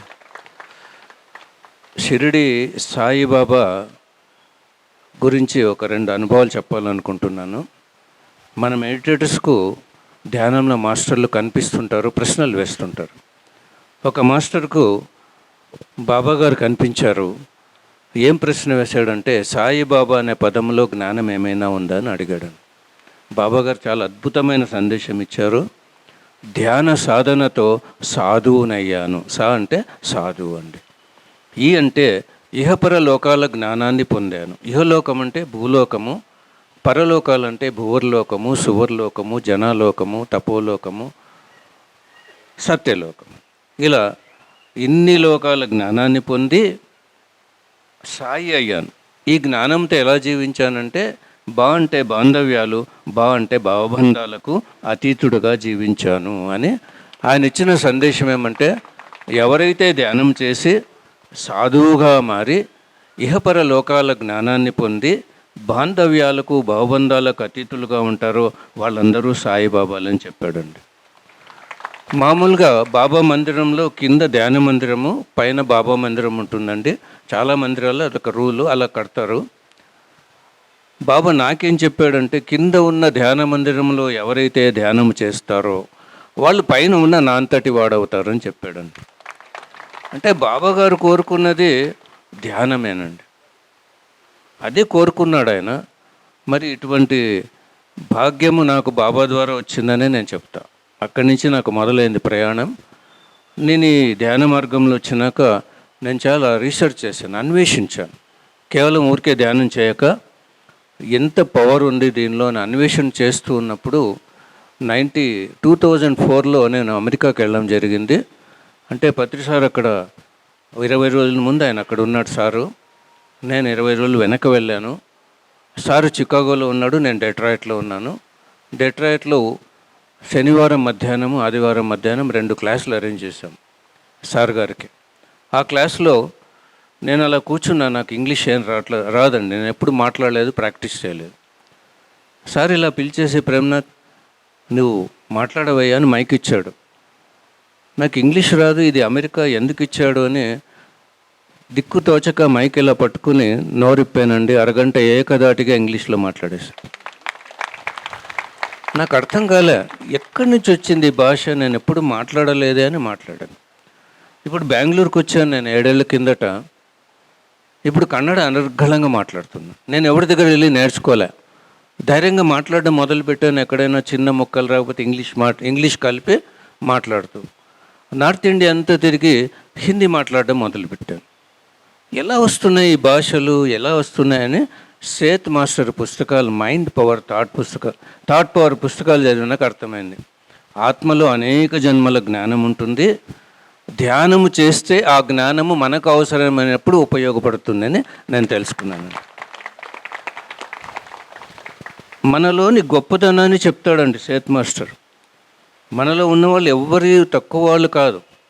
దేహపరంగా వేరువేరుగా ఉన్నాం, కానీ మనం ఆత్మపరంగా ఒకటే ఉన్నామండి. మీలో ఒక ముక్క, నాలో ఒక ముక్క ఆత్మ లేదు. ఆత్మ ఈ గాలి ఎలా వ్యాపించి ఉందో అలా వ్యాపించి ఉంది. ఈ ఆకాశం ఎలా విస్తరించి ఉందో అలా విస్తరించి ఉంది. కాబట్టి ఎవరిలోన ఉన్న శక్తి, జ్ఞానము, స్థితి తక్కువ లేదు. దాన్ని వినియోగించుకోవడానికి మార్గమే ధ్యానం. దాన్ని బయటికి తీసుకుని ఆ లోపల ఉన్న దైవశక్తిని, బ్రహ్మజ్ఞానాన్ని వినియోగించుకునే మార్గమే ధ్యానం. ధ్యానం చేస్తే కానీ మనల్ని గురించి మనకు తెలియదండి. నేను ఒక బిజినెస్ పర్సన్, ఇలా మైక్ పట్టుకుని మాట్లాడడం నాకు అలవాట్లేదు. మరి ఈరోజు మాట్లాడుతున్నాను, ఇంత ధైర్యం ఉంది అంటే ధ్యానం వల్లనే సాధ్యమైందండి. ఇది ఇంకా వేరే మార్గం ఏం దొరకలేదు నాకు. సేత్ మాస్టర్ చెప్పే కొన్ని కాన్సెప్ట్లు నేను చెప్తానండి. ఆయన ఏం చెప్తాడంటే, నీ అంతరంగము కొన్ని కోట్ల పసిఫిక్ సముద్రాలంతా మహావిశాలమైనది. అంతరంగం అంటే మన లోపలండి. రమణ మహర్షి దగ్గరికి ఎవరన్నా వెళ్తే, నీ లోపలికి నువ్వు వెళ్ళు, నిన్ను నువ్వు తెలుసుకో అనేవాడు. అది లోపల అంటే ఎవరికి అర్థం కాదండి. లోపలికి వెళ్ళే మార్గమే ధ్యానము. మన లోపలికి వెళ్ళే మార్గమే ధ్యానం. లోపలంటే ఈ శరీరం కాదు, కిడ్నీ, లివర్, హార్ట్ కాదండి. చైతన్యం, బాహ్య చైతన్యము, అంతర్చైతన్యము, పరిచైతన్యము, మహాపరిచైతన్యం, outer conscious, inner conscious, subconscious, superconscious. ఇప్పుడు నేను మాట్లాడుతున్నాను, నా దేహము పనిచేస్తోంది, నా మనసు పనిచేస్తోంది. ధ్యానంలో కూర్చున్నప్పుడు కాళ్ళు కట్టేస్తాం, చేతులు కట్టేస్తాం, కళ్ళు కట్టేస్తాం, దేహం యొక్క పని ఆగిపోతుంది. కానీ మనసు పనిచేస్తుంటుంది. ఆ మనసును శ్వాసతో కట్టేసినప్పుడు రెండు ఆగిపోయి అప్పుడు మనం లోపల ఉన్నట్లండి. లోపలి ప్రవేశం అంటే అంతే. దేహము మనసును ఆపేయడమే ధ్యానం ద్వారా జరుగుతుంది. మరి లోపలికి ఎంత లోపలికి వెళ్ళాలి అంటే రమణ మహర్షి గారు కొన్ని సంవత్సరాలు అలా కూర్చున్నాడు. 7వ తరగతి చదివేటప్పుడు తిరువణామలైకి వచ్చాడు. కళ్ళు మూసినప్పుడు ఆయన పేరు వెంకట రమణ, కళ్ళు తీశాక రమణ మహర్షి. ఒక్క సిట్టింగ్లో మహర్షి అయిపోయాడండి. ధ్యాని, యోగి, ఋషి, మహర్షి, బ్రహ్మర్షి. ఆయన చదివినది 7వ తరగతి. Sarvepalli Radhakrishnan, first president of India, PhD, doctorate, ఎన్నో వేల పుస్తకాలు చదివాడు, ఎన్నో పుస్తకాలు రాశారు. ఆ పుస్తకాన్ని మన గురువుగారు కూడా చదివారు. అలాంటి మహానుభావుడు ప్రతి సంవత్సరం రమణ మహర్షి దగ్గర వచ్చి జ్ఞానం అందుకునేవాడండి. అంటే రమణ మహర్షి దగ్గర ఏముంది? బ్రహ్మజ్ఞానం ఉంది. సర్వేపల్లి రాధాకృష్ణన్ దగ్గర పండిత జ్ఞానం ఉందండి. పండిత జ్ఞానం భుక్తికి పనికొస్తుంది కానీ ఆనందం ఇవ్వదండి. ఆత్మజ్ఞానము, ఈ బ్రహ్మజ్ఞానము ఆనందాన్ని ఇస్తుందండి. ధ్యానము చేసిన సేత్ మాస్టర్ చెప్పినా, కృష్ణ భగవానుడు చెప్పినా, ఎవరు చెప్పినా ఒక్కటే పాయింట్ ఏంటంటే నీ జీవితాన్ని ప్రతి క్షణం పండుగ చేసుకొని జీవించు, సెలబ్రేట్ చేసుకో అని చెప్తారు. ఆ సెలబ్రేట్ ఎలా చేసుకోవాలో సేత్ మహాశయుడు చాలా విపులీకరంగా చెప్పాడండి. నీ వాస్తవానికి నీవే సృష్టికర్త అని భగవద్గీత చెప్తుంది. నీవేమి కావాలో దాన్ని నువ్వు సృష్టించుకోవచ్చు అని ఒక్క చిన్న భగవద్గీత శ్లోకాన్ని ఆయన చిలువలు పలువలుగా రీసెర్చ్ చేసి మనకు అందించాడండి. ఇక్కడ సేత్ మాస్టర్ అంటే ధ్యానం చేయని వాళ్ళకి చాలామందికి ఎవరైనా సేట అనుకుంటారండి. జనరలే అండి. మనకు తెలిసిన దేవతల పేర్లు కొన్నే ఉన్నాయి, కానీ మనం చెప్తాము కోటాను కోట్ల దేవతలు ఉన్నారని. అలా పేర్లు తెలియని దేవతలు ఎందరో పైలోకాల్లో ఉన్నారు. ఆ దేవతల్లో ఈ మహానుభావుడు ఒక మహానుభావుడు అండి. ఆయన అనంతమైన విజ్ఞానాన్ని సంపాదించి ఈ భూమి మీద ఉన్న గొప్పతనం ఏమిటంటే శరీరంతో జీవించడం అండి. ఈ శరీరం లేకపోతే ఏమీ లేదండి. ధ్యానం చేయాలి, ఆనందంగా ఉండాలంటే శరీరం కావాలి. ధ్యానం బోధించాలి, మీలాంటి మిత్రులంతా పొందాలంటే శరీరం కావాలి. ఆ పైలోకవాసులకి ఈ శరీరం లేక మా విజ్ఞానాన్ని ఎలా అందించాలి, మేము ఎలా ఎదగాలని చాలా తపన. దానికి ఒక మార్గం ఏముందంటే మనలో ప్రవేశించి వాళ్ళ విజ్ఞానాన్ని అందించవచ్చండి. జేన్ రాబర్ట్స్ అనే మేడంలో ఆ మహానుభావుడు ప్రవేశించి ఆమె వాక్కు ద్వారా 25 సంవత్సరాలు 32 పుస్తకాలు ఇచ్చాడండి. ఎంతో విజ్ఞానం అందించాడు. ఆ విజ్ఞానాన్ని ఆ మేడం భర్త బుక్స్గా రాశాడు. అవన్నీ ఇంగ్లీష్లో ఉండేవి. మన గురువుగారు పుణ్యమాని మనకు తెలుగులో ట్రాన్స్లేట్ అయ్యండి. చాలా గొప్ప పుస్తకాలు అండి మన సొసైటీలో ఉంటాయి. వాటిని చదివితే తొందరగా అర్థం కాదు. దాన్ని అర్థం చేసుకునే జ్ఞానం కావాలి. బాగా ధ్యానం చేసిన వాళ్ళకి తొందరగా అర్థమవుతాయి. నేను ఆ పుస్తకాలు చదివినప్పుడు నేను చాలా విషయాలు తెలుసుకుని పరిశోధించాను. ముఖ్యంగా భగవద్గీత ఏం చెప్తుందంటే యద్భావం తద్భవతి. నీవేమనుకుంటే అది తప్పకుండా జరుగుతుంది. దాన్ని సేత్ మాస్టర్ ఏమంటారంటే థాట్ పవర్ అంటాడు. భగవద్గీతలో యద్భావం తద్భవత ఉన్నాం. ఆయన ఏమన్నాడండి? థాట్ పవర్, ఆలోచన శక్తి. మరి ఈ ఆలోచన శక్తి ఎంత ఉపయోగించవచ్చు, ఎలా ఉపయోగించవచ్చు, దీనికి ఎంత పవర్ ఉంది అని నేను పరిశోధించాను. 1999 జనవరి 5వ తేదీ నేను హైదరాబాద్లో మా అమ్మాయి అపార్ట్మెంట్లో తెల్లవారుజామున 5 గంటలకు ధ్యానంలో కూర్చున్నా. ఆ రోజు సాయంకాలం 7:45 ఫ్లైట్కు మా అమ్మాయి అల్లుడు అమెరికాకి వెళ్ళాలి. నాకు కూర్చుంటే అనిపించింది ఇవాళ అమ్మాయి సాయంకాలం వెళ్ళిపోతే నేను తొందరగా కలవడం కుదరదు, అమెరికాకి వెళ్ళడం కుదరదు, అమ్మాయి ఇక్కడికి రావడం కుదరదు. వీళ్ళ జర్నీ ఈరోజు కాక రేపటికి పోస్ట్పోన్ అయితే ఎంత బాగుంటుందో అనిపించిందండి. అప్పుడు నాకు తెలియదు ఇలా అనుకుంటే అవుతుంది అని ఏమీ తెలియదండి. అలా అనిపించింది. తెల్లవారుజామున 5 నుంచి 6 గంటలకు 1 గంట ధ్యానం చేశాను. మధ్యాహ్నం లగేజ్ అంతా ప్యాక్ చేశాము. సాయంకాలము 6 గంటలకు కారులో పెడుతున్నామండి. ఎయిర్పోర్ట్ నుండి ఫోన్ వచ్చింది, వీరిద్దరికీ ఫ్లైట్ ఇవాళ కాదు రేపు అని. షాక్ అయిపోయిందండి. అంటే ఇంత పవర్ ఉందా, ఒక ఫ్లైట్ జర్నీనే చేంజ్ చేస్తుందా అని అప్పుడు నేను అనేకమైన పరిశోధనలు మొదలుపెట్టానండి. సిరుగుప్ప అని కర్ణాటకలో ఒకసారి క్లాస్కి వెళ్ళాను. అక్కడ municipal vice chairman Bheemesh Reddy అని ఆయన అక్కడ మెయింటైన్ చూసుకుంటాడండి, ప్రోగ్రామ్స్ అని అరేంజ్ చేస్తుంటాడు. ప్రోగ్రామ్ అంతా అయిపోయాక, సార్ నాకు ఒక చిన్న సమస్య ఉంది, నాకు 18 ఏళ్ళు అయింది పిల్లలు లేక, మా అమ్మగారు ఇంకో పెళ్లి చేసుకోమంటున్నారు, నాకు ఇష్టం లేదు సార్, ఏం చేయాలో చెప్పండి. నేను సార్ ఇంటికి వెళ్దాం పదండి. నేను ఇంటికి వెళ్ళాక ఆయన భార్యను కూర్చోబెట్టి, మేడం ఒక చిన్న రిక్వెస్ట్, నేను చెప్పింది మీరు పాటిస్తే పిల్లలు అవుతారు, డాక్టర్లు దేవుళ్ళు కాదు. వాళ్ళు ఎంత ఖర్చు పెట్టారంటే ఒక 20 లక్షలు ఖర్చు పెట్టింటారు. టెస్ట్ బేబీ కోసం కూడా ట్రై చేశారు, సాధ్యం కాలేదు. మాంసాహారం మానేసి గుడ్డు చేపతో సహా రోజు గంట ధ్యానం చేస్తారని నాకు ప్రామిస్ చేస్తే నేను మీకు ఒక సంకల్పం పెడతాను మేడం, మీకు పిల్లలు అవుతారు అని. అలా సంకల్పం పెట్టించాను.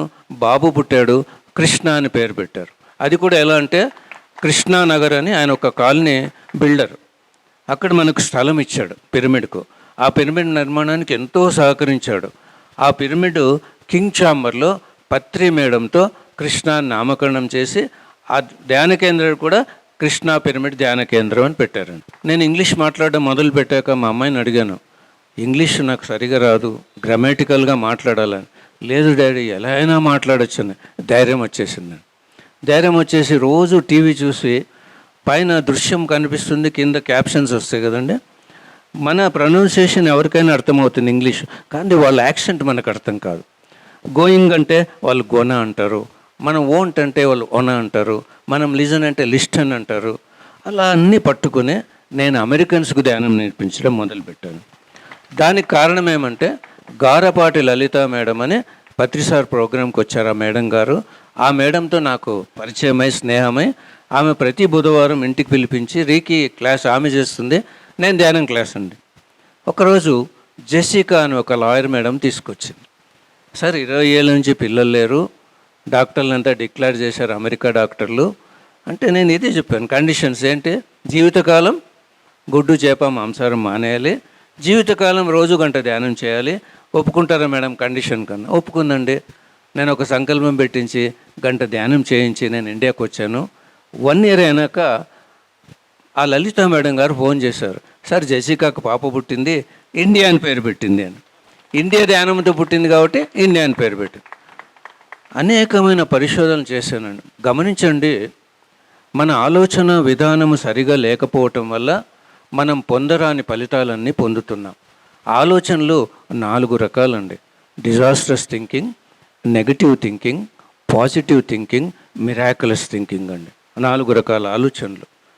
ఈ 4 రకాల ఆలోచనల 4 వ్యక్తులు డ్రైవింగ్ నేర్చుకున్నారండి. ట్రాఫిక్లో వెళ్ళాలి. ఈ డిజాస్ట్రస్ థింకింగ్ చేసేవాడు ఏం ఆలోచిస్తాడండి, తప్పకుండా యాక్సిడెంట్ అవుతుంది అని డ్రైవ్ చేశాడు. ఏమవుతుందండి వాడికి? కారణం ఏమిటి? వాడి ఆలోచన. నెగిటివ్ ఆలోచన చేసేవాడు ఏమనుకుంటాడండి, యాక్సిడెంట్ అవుతుందేమో అని వాడు యాక్సిడెంట్ వాడికి అయిందండి. కారణం వాడి ఆలోచన.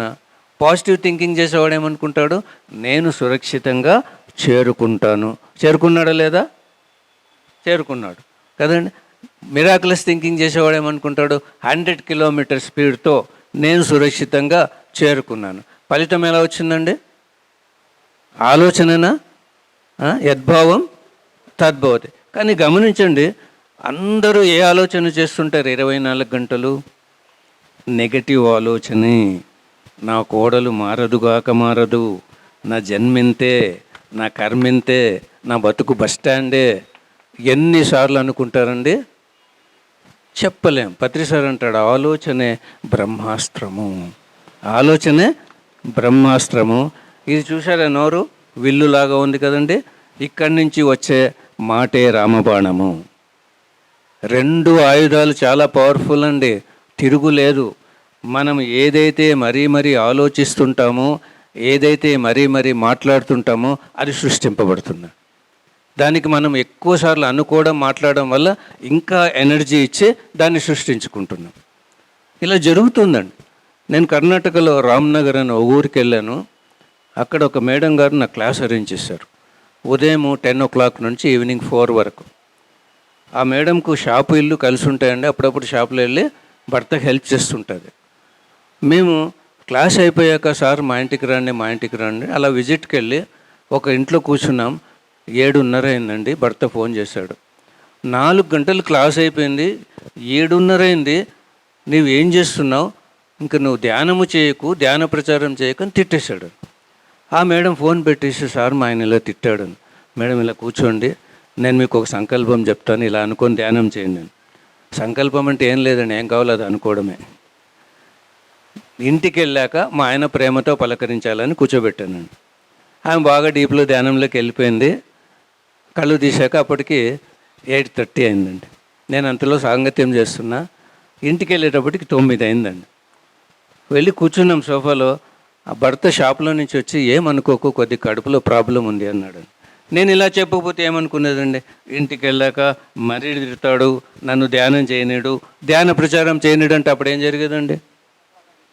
అదే జరిగేదండి. పరీక్షించండి, ఆలోచన ఏముందో దాన్ని మార్చుకుని చూడండి, జీవితమే మారిపోతుంది. ఇంకొకసారి ట్రైన్లో వెళ్తున్నాను. ఒక software engineer online ticket book చేశాడు. కంపెనీ ఐడి తెచ్చాడు. టీసీ ఒప్పుకోవటం లేదు, గవర్నమెంట్ ఐడిని చూపించాలి అని చాలా ఘర్షణ జరిగింది. ఆయన ఒప్పుకోలేదండి టీసీ. వెళ్ళిపోయి, నేను మళ్ళీ వస్తాను, నీకు తప్పకుండా పెనాల్టీ వేస్తానని చెప్పి వెళ్ళిపోయాడు. వీడికి బాగా టెన్షను. నేను ధ్యానం నేర్పించాను. కూర్చోబెట్టి కళ్ళు మూసుకున్నాడు. బాగా ప్లెజెంట్గా అయిపోయింది. ఏం కనిపిస్తుంది అన్న? చీకటి కనిపిస్తుంది సార్ అన్నాడు. అలాగే గమనించన్నా, వెలుగు వచ్చింది సార్ అన్నాడు. ఆ టీసీని ఆహ్వానించన్నా, కనిపిస్తున్నాడు సార్ అన్న. తిరిగి రాకు, వెనక్కి వెళ్ళిపో అని చెప్పన్నా. వెళ్ళిపోయాడు సార్. నువ్వు పడుకో అన్న. ఆయన రాలేదండి. అంటే చాలా ప్రయోగాలు నేను చేసి ఇంత చెప్తున్నాను. గమనించండి, భగవద్గీత ఎంత గొప్పదండి. భగవద్గీతలో ఉన్న జ్ఞానాన్ని ఎవరైతే చదివి అర్థము చేసుకొని ఆచరిస్తారో వారి గీత, మానవ గీత భగవద్గీత అవుతుందండి. మానవ గీత అంటే ఎవరండి? అర్జునుడు. ఏడుస్తుంటాడు. భగవంతుడు అంటే కృష్ణ భగవానుడు, యోగీశ్వరుడు, ఎప్పుడు సెలబ్రేట్ చేసుకుంటూ ఉంటాడు. ఈ మానవుడైన అర్జునుడు ఏం చేస్తే కృష్ణుడు అవుతాడండి? ధ్యానం చేస్తే కృష్ణుడు అవుతాడు. ఈ మానవుడు మాధవుడు కావాలన్నా ధ్యానం చేయాలి, నరుడు నారాయణుడు కావాలన్నా ధ్యానం చేయాలి, సామాన్యుడు యోగీశ్వరుడు కావాలన్నా ధ్యానం చేయాలి. దాంట్లోని కాన్సెప్ట్నే సేతు మాస్టర్ తీసుకుని విపులీకరించారండి. భగవద్గీత చదువుతారండి. శ్లోకాలు వల్లిస్తే శోకము పోదు, వేదాలు అధ్యయనం చేస్తే వేదన పోదు. వాటిలోని జ్ఞానాన్ని చదివి అర్థము చేసుకుని ఆచరిస్తే శోకము పోతుంది, వేదన పోతుంది. ఇంకొక కాన్సెప్ట్ ఎంత బాగా చెప్పాడంటే సేత్ మాస్టరు, ఒక హంసలాగా జీవించాలి. హంస పాలను తీసుకునే నీటిని మాత్రం వదిలేస్తున్నాడు. అంటే ప్రతి ఒక్కరిలో ఏదో గొప్పదనం ఉంటుందండి.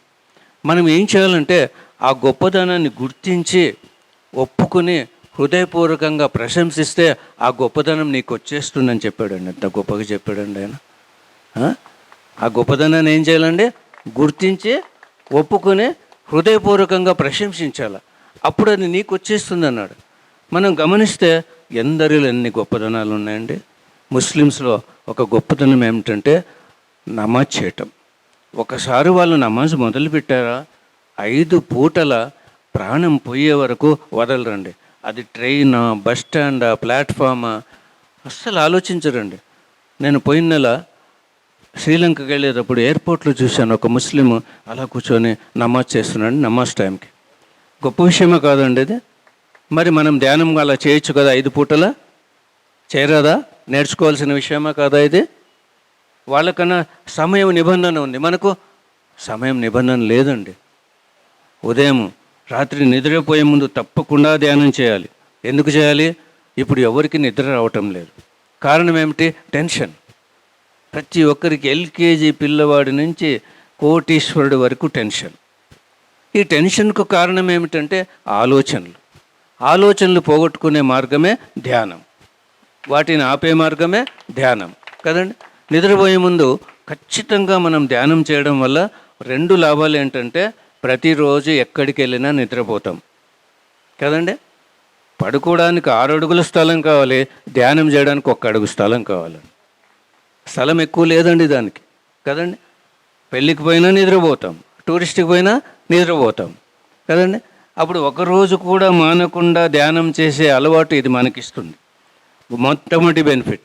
ఎందుకంటే ఒక్కరోజు ధ్యానం మానేస్తే 7 రోజులు వెనక్కి తిరిగి వెళ్ళిపోతారండి. అక్కడ మన స్థితి ఆగదు. ఈ మనసు కోతి, అది ఎప్పుడు భూతకాలము భవిష్యత్ కాలంలోకి ఎగురుతూ ఉంటుందండి కదండి. ఆ మనసును ఈ శ్వాస అనే గురువుతో కలిపితే, మనసు శిష్యుడు, శ్వాస గురువు కలిపినప్పుడు ఏమవుతుందండి? వాయుపుత్రుడు అవుతాం. వాయువుని గమనించే వాళ్ళని ఏమంటారండి? వాయుపుత్రుడు. ఈ వాయుపుత్రుడు అయినప్పుడు ఆలోచనలు ఆగిపోయి ఈ బ్రహ్మరంధ్రం తెరుచుకొని విశ్వశక్తి అనంతంగా లోపల ప్రవేశించి ఈ మూడవ కన్నుని అంజనము అంటారండి. అంజనంతో చూసేవాళ్ళని ఏమంటారండి? ఆంజనేయుడు. అంజనంతో చూసేవాళ్ళని ఆంజనేయుడు. కాబట్టి ఆలోచనలు పోగొట్టుకోవడమే కాక నిద్రకు ముందు అనంతమైన విశ్వశక్తి మనలో ప్రవేశించి అనేకమైన అనుభవాలు పొందుతాం. అదొక రెండవ లాభం. మూడవది ఏంటి? సుఖంగా నిద్ర వస్తుందండి. ఆ నిద్ర ఏమవుతుందండి? యోగ నిద్ర అవుతుంది. నిద్ర రాకపోని దొర్లి నిద్రపోతే రోగ నిద్ర అవుతుంది. మరి యోగ నిద్రపోవాలన్నా రోగ నిద్రపోవాలండి? యోగం అంటే కలయిక అండి. ఆసనాలు వేయటం కాదు. నేను యోగా చేస్తున్నాను అనకూడదు. వాళ్ళు మేము ఆసనాలు వేస్తున్నామండి అనాలి. యోగం అంటే ఏమి? కలయిక. ఏ కలయిక? ఎప్పుడు మీరు గమనించండి, ఈ శరీరం ఎక్కడికి ప్రయాణం చేయదండి, ఈ మనసే ప్రయాణం చేస్తుంది. ఆ యోగము మన గురువుగారు చాలా సింపుల్గా చెప్పాడు. మనసు శ్వాస కలిసి ఉంటే ధ్యాన యోగం. కళ్ళు మూసినప్పుడు ఈ శ్వాస అనే గురువు ఎక్కడి పోడు, ఈ మనసు అనే శిష్యుడు వెళ్తుంటాడు. ఆ మనసు అనే శిష్యుడిని శ్వాసతో కలిపి ఉంచితే ధ్యాన యోగము. పని చేసేటప్పుడు ఈ దేహం ఎక్కడికి వెళ్ళదు, మనసు ప్రయాణం చేస్తుంటుంది కదండి. అప్పుడు ఏం చేయాలి? కళ్ళు తీసే శ్వాసను గమనించి ఈ దేహంతో కలిపి ఉంచాలి. దీన్ని కర్మయోగము అన్నారు. మనసు శ్వాస కలిసి ఉంటే ధ్యానయోగము, మనసు శరీరం కలిసి ఉంటే కర్మయోగము.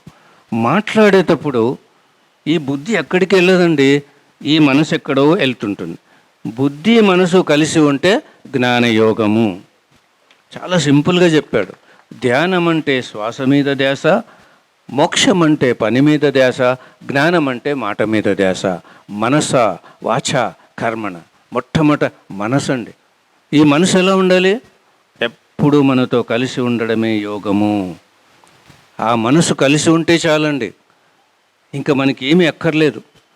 నేను బద్రీ వెళ్ళినప్పుడు సూర్యభగవాన్ని ఇలా చూస్తున్న ఒక మేఘపు ముక్క అలా కమ్మేసిందండి.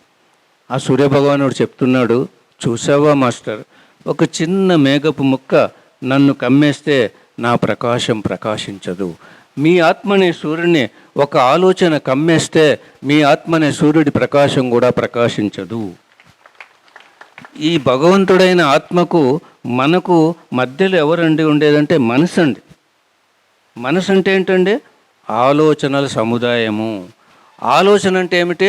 మనసు యొక్క ప్రయాణము. ఇప్పుడు ఇక్కడ అందరికీ మనసు ప్రయాణం చేస్తోందా? లేదు. ఎవరి మనసు వాళ్ళతో కలిసి ఉంది. దేహము మనసు రెండు కలిసి ఉన్నాయి. మీరు కర్మయోగంలో ఉన్నాను, నేను కర్మయోగంలో ఉన్నాను కదండి. దాన్నే భగవద్గీత యోగ కర్మషు కౌశల్యం. నీవే పని చేసినా నీ మనసు నీతో కలుపుకొని నీవు ఆ పని చేస్తే దాంట్లో ఎఫిషియన్సీ ఉంటుంది, కౌశల్యం ఉంటుంది, విజయం ఉంటుంది. ఎంత చక్కగా ఉన్నాయండి ఒక్కొక్క శ్లోకము. అవన్నీ సేత్ మాస్టర్ చెప్పాడండి, అవి విపులీకరించి చెప్పాడు. అంటే ముస్లిమ్స్ ఎంత అద్భుతంగా చేస్తారండి. ధ్యానము చేసి నిద్రపోవడం వల్ల యోగ నిద్రలో లాభం ఏంటంటే మన భౌతికమైన సమస్యలకు పరిష్కారము కళల రూపంలో వస్తుందండి. భవిష్యత్తు కనిపిస్తుంది, గత జన్మలు తెలుస్తాయి, ఎన్నో లోకాలు దర్శిస్తాం, ఎందరో మహానుభావుల సందేశాలు అందుతాయి. ఒక్క నిద్రపోవడం ముందు ధ్యానం చేయడం వల్ల ఎంత లాభం అండి. మేల్కొనే ముందు కూడా మరీ ధ్యానం చేయాలి. ఎందుకండి? మేల్కొనే ముందు ఎందుకు ధ్యానం చేయాలా? ఏది ప్రారంభించాలన్నా కదండి, ఏది ప్రారంభించాలన్నా, ఒక వ్రతము, ఏదైనా వ్యవహారము, ఏదైనా ఏ పూజతో మొదలు పెడతాం? విఘ్నేశ్వరుడి పూజ. ఎందుకు? ఏ విఘ్నము రాకుండా ఉండాలి. విఘ్నం ఎలా వస్తుంది? మన నెగిటివ్ ఆలోచన విఘ్నం అండి. మన నెగిటివ్ ఏమనుకుంటే అది అవుతుంది అన్నప్పుడు ఈ వ్యాపారం మొదలు పెడుతున్నాడండి, ఇది నేను ఎంత చేసినా నష్టమే, నాకు ఎప్పుడు వ్యాపారం కలిసి రాదు అనుకునే వ్యాపారం మొదలు పెడితే ఏమవుతుందండి? వానికి ఫెయిల్యూరే. కాబట్టి విఘ్నం అంటే నెగిటివ్ ఆలోచన. మరి నెగిటివ్ ఆలోచన పోవాలంటే ఏం చేయాలంటే విఘ్నేశ్వర అంటే ఈశ్వరుడే ధ్యానం చేస్తే ఈ నెగటివ్ ఆలోచన అనే విఘ్నం పోయి పూజ అంటే పూర్ణ జయం లభిస్తుంది అని అండి. విఘ్నేశ్వరుడి పూజ అంటే ధ్యానముతో మొదలు పెట్టడము. అంటే ఉదయము లేచిన వెంటనే ధ్యానం చేస్తే ఒక దైవశక్తితో ఒక పాజిటివ్ ఆలోచనతో జీవితం మొదలు పెడతాం.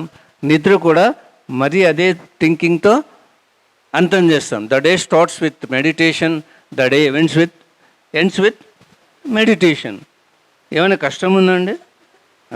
మూడవది ఏంటంటే స్నానం చేసినప్పుడు తడి శరీరముతో ధ్యానము చేస్తే మనకు అనంతమైన శక్తి లభిస్తుందండి. మన గురువుగారు అంటాడు ఏటీపీ అంటే అట్ ఎనీ ప్లేస్ మెడిటేషన్.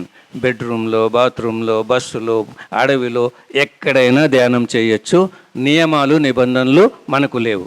ఋషులు అడవుల్లో నదిలో తడిసి ఆ తడి శరీరంతో ఇక్కడి దాకా నీళ్ళలో కూర్చొని చేస్తారండి.